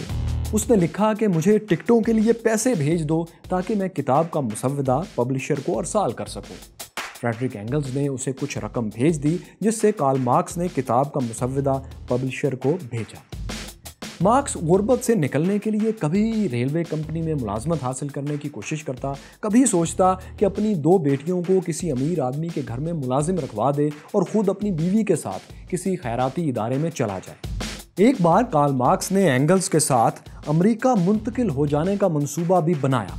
उसने अमेरिका में अपनी नई किताबें छपवाने के लिए ज़मीन भी हमवार करना शुरू कर दी थी। उसकी वहाँ बातचीत कई पब्लिशर से, कई लोगों से चल रही थी। शायद इसीलिए वो अमेरिका मुंतकिल होना चाहता था। इसके बाद उसने अमेरिका जाने के लिए टिकट्स की कीमत भी मालूम करवाई, लेकिन टिकट्स बहुत ही महंगे थे, इसलिए कार्ल मार्क्स अमेरिका उस वक्त ना जा सका। माय क्यूरियस फेलोज, आप यकीनन सोच रहे होंगे कि शदीद तरीन माली तंगी, बच्चों की अमवात और बीमारियों ने उसे इनकलाबी सरगर्मियों से दूर कर दिया होगा, लेकिन हकीकत ये है कि ऐसा नहीं हुआ। कार्ल मार्क्स की अपने मिशन के साथ कमिटमेंट बेलौस थी। उसने लिखने का काम भी जारी रखा और शराब खानों में शाम के वक्त इनकलाबी दोस्तों के साथ महफिलें भी जमाता रहा। कार्ल मार्क्स मुताले और रिसर्च के लिए बाकायदगी से ब्रिटिश लाइब्रेरी भी जाता था। वो लाइब्रेरी खुलने से पहले ही वहाँ पहुँच जाता और आमतौर पर वो लाइब्रेरी में दाखिल होने वाला पहला और वहाँ से निकलने वाला आखिरी शख्स होता था। लंदन में ही कार्ल मार्क्स ने अपनी शोहर आफाक किताब दास कैपिटल मुकम्मल की।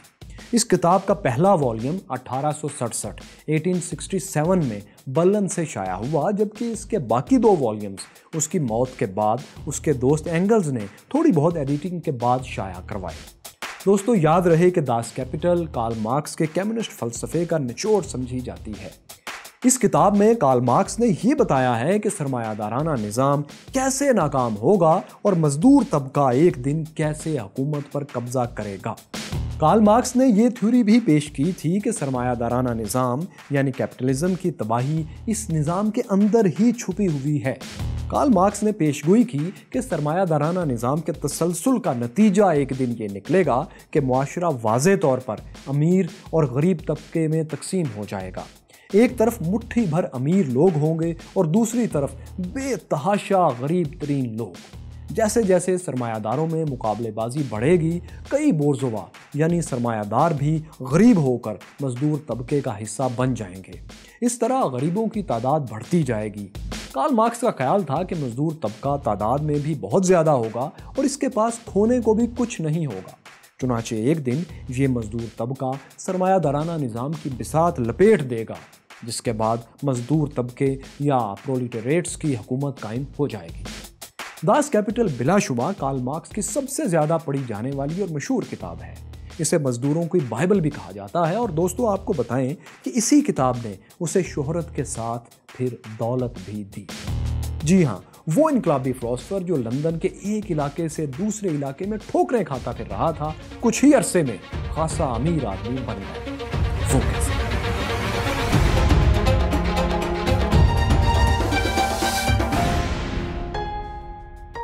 दोस्तों, आप जानते हैं कि फ्रेडरिक एंगल्स मार्क्स का नजरियाती दोस्त था और दौलतमंद खानदान से ताल्लुक रखता था। वो भी अक्सर कार्ल मार्क्स की माली मदद करता रहता था। इसके अलावा मार्क्स का एक और जरिया आमदन भी खुल गया। उसे लंदन में रहते हुए अमरीकी अखबार न्यूयॉर्क डेली ट्रिब्यून में यूरोपियन नुमाइंदे के तौर पर लिखने का काम मिल गया। यह अखबार उस जमाने में दुनिया का सबसे ज़्यादा फरोख्त होने वाला अखबार था।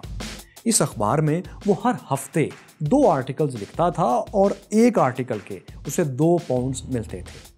इस आमदनी के अलावा उसे अपनी वालिदा की तरफ से भी 6000 फ्रैंक्स और एक दोस्त विलियम वॉल्फ की तरफ से तकरीबन 900 पाउंड्स की रकम विरसे में मिली। इन सब जराए से और किताबों की रॉयल्टी से मार्क्स के पास इतनी दौलत बहरहाल फिर आ गई कि उसकी ज़िंदगी के आखिरी दिन कुछ बेहतर अंदाज से कटे। उसने सोहो का गरीब इलाका छोड़ दिया और लंदन के खुशहाल हिस्से में शिफ्ट हो गया। अब उसके पास 2 कमरों का फ्लैट नहीं बल्कि एक बड़ा घर था। अपनी खुशहाली की वजह से वो अपनी 2 बेटियों की शादियां भी करने में कामयाब हो गया। लेकिन माय क्यूरियस फेलोज, इनकलाबी जद्दोजहद की थकन और बच्चों की मौत के गम ने उसे खुशहाली के दिनों में भी चैन नहीं लेने दिया। वो बेहद कमज़ोर हो गया था। नींद की दवाई खाए बगैर वो सो भी नहीं सकता था। सिगरेट और शराब नोशी ने भी उसकी सेहत का बेड़ा गर्क कर दिया था। इस दौरान उसे यके बाद दीगरे 2 ऐसे सदमे मिले जिन्होंने उसकी ज़िंदगी का चिराग जीते जी गुल कर दिया। पहला सदमा तो ये था कि 1881 में उसकी महबूब बीवी जेनी का इंतकाल हो गया। जेनी ने बदतरीन हालात में भी कार्ल मार्क्स का साथ नहीं छोड़ा था। उसने अपने बच्चों की मौत का गम सहा था, अपना जेवर और घर का सामान बेचकर मार्क्स की मदद की थी।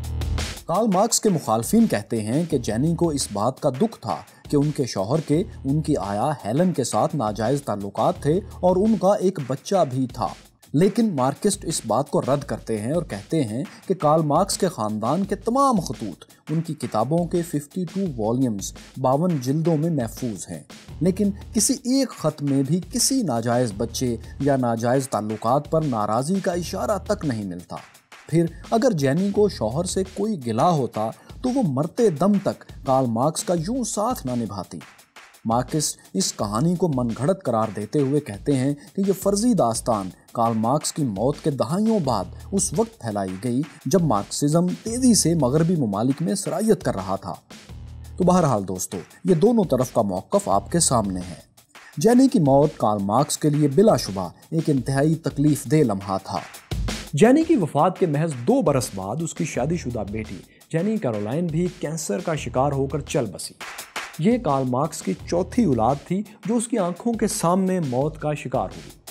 3 बच्चों और बीवी के बाद अब एक बेटी की मौत भी कार्ल मार्क्स के लिए तबाहकुन साबित हुई। वो एक जिंदा लाश बन गया था। वो बस अपने सोने के कमरे से पढ़ने के कमरे तक सफ़र करता था। उसकी बेटी की मौत के हादसे के तकरीबन 2 माह बाद 14 मार्च 1883 1883 को 64 साला कार्ल मार्क्स रूटीन के मुताबिक अपने बेड से उठा और अपने मुताले के कमरे में चला गया।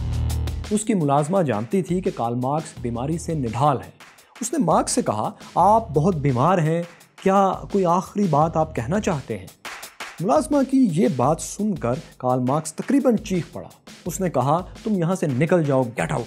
आखिरी अल्फाज वो बेवकूफ़ कहते हैं जो अपनी ज़िंदगी में अपनी बात पूरी तरह नहीं कह पाए होते। ये आखिरी बामानी अल्फाज थे जो कार्ल मार्क्स के मुंह से सुने गए। उस वक्त कार्ल मार्क्स का दोस्त फ्रेडरिक एंगल्स और कुछ और लोग भी उसके पास उसके घर में मौजूद थे। लेकिन फिर वो किसी वजह से थोड़ी देर के लिए कार्ल मार्क्स के पढ़ने के कमरे से बाहर निकले। सिर्फ 2 मिनट बाद फ्रेडरिक एंगल कमरे में वापस आया तो कार्ल मार्क्स अपने पढ़ने की कुर्सी पर हमेशा की नींद सो रहा था। मार्क्स को लंदन के हाई गेट कब्रिस्तान में दफन किया गया, लेकिन यहाँ भी उसे चैन न मिला। जैसे जिंदगी में वो दरबदर होता रहा, उसी तरह मरने के बाद भी उसकी हड्डियां एक जगह ना रह सकी।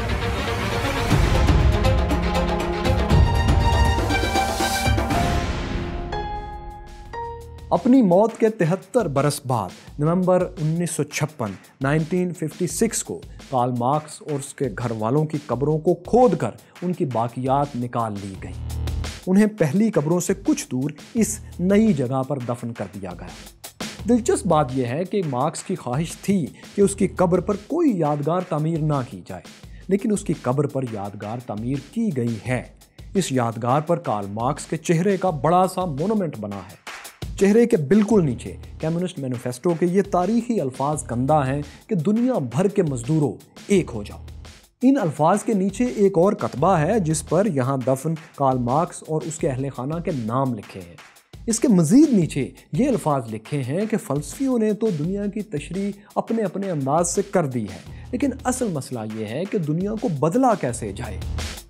दोस्तों, कार्ल मार्क्स का जिस्म तो 1883 में मर गया, लेकिन इसके नज़रियात ने इसे लाजवाब ज़िंदगी अता कर दी। इसकी मौत के कुछ ही अरसे बाद पूरी दुनिया में इनकलाबी तहरीकों ने जन्म लिया। व्लादिमीर लेनिन ने सोवियत रूस और माओ ने अवामी जमहूरियत चीन के नाम से कम्युनिस्ट रियासत के तस्वुर को अमली शक्ल दे डाली। फिर शुमाली कोरिया से लेकर जनूबी अमेरिका तक कई ऐसी रियासतें वजूद में आईं जिन्होंने ज़ाहरी तौर पर ही सही, लेकिन कार्ल मार्क्स के फ़लसफ़े को नाफिज करने की कोशिशें की। अगरचे 1991 में सोवियत रूस टुकड़े टुकड़े हो चुका है और चीन ने भी कम्युनिज्म को अमली तौर पर ख़त्म कर दिया है, लेकिन दोस्तों, जदीद दुनिया के तमाम ममालिक में मज़दूरों के तहफ़्फ़ुज़ के लिए जो कानून साजियाँ की गई हैं और इन्हें जो सहूलियात आज तक दस्तयाब हो सकी हैं, इनके पीछे कार्ल मार्क्स का भी हाथ है। मज़दूरों के हकूक़ की तहरीकें आज भी पूरी दुनिया में मौजूद हैं और कार्ल मार्क्स इन सब का हीरो है। दोस्तों, कार्ल मार्क्स की कहानी यहाँ मुकम्मल होती है। उम्मीद है आपको ये मिनी सीरीज़ हमारी बाकी सीरीज़ की तरह यकीनन पसंद आई होगी।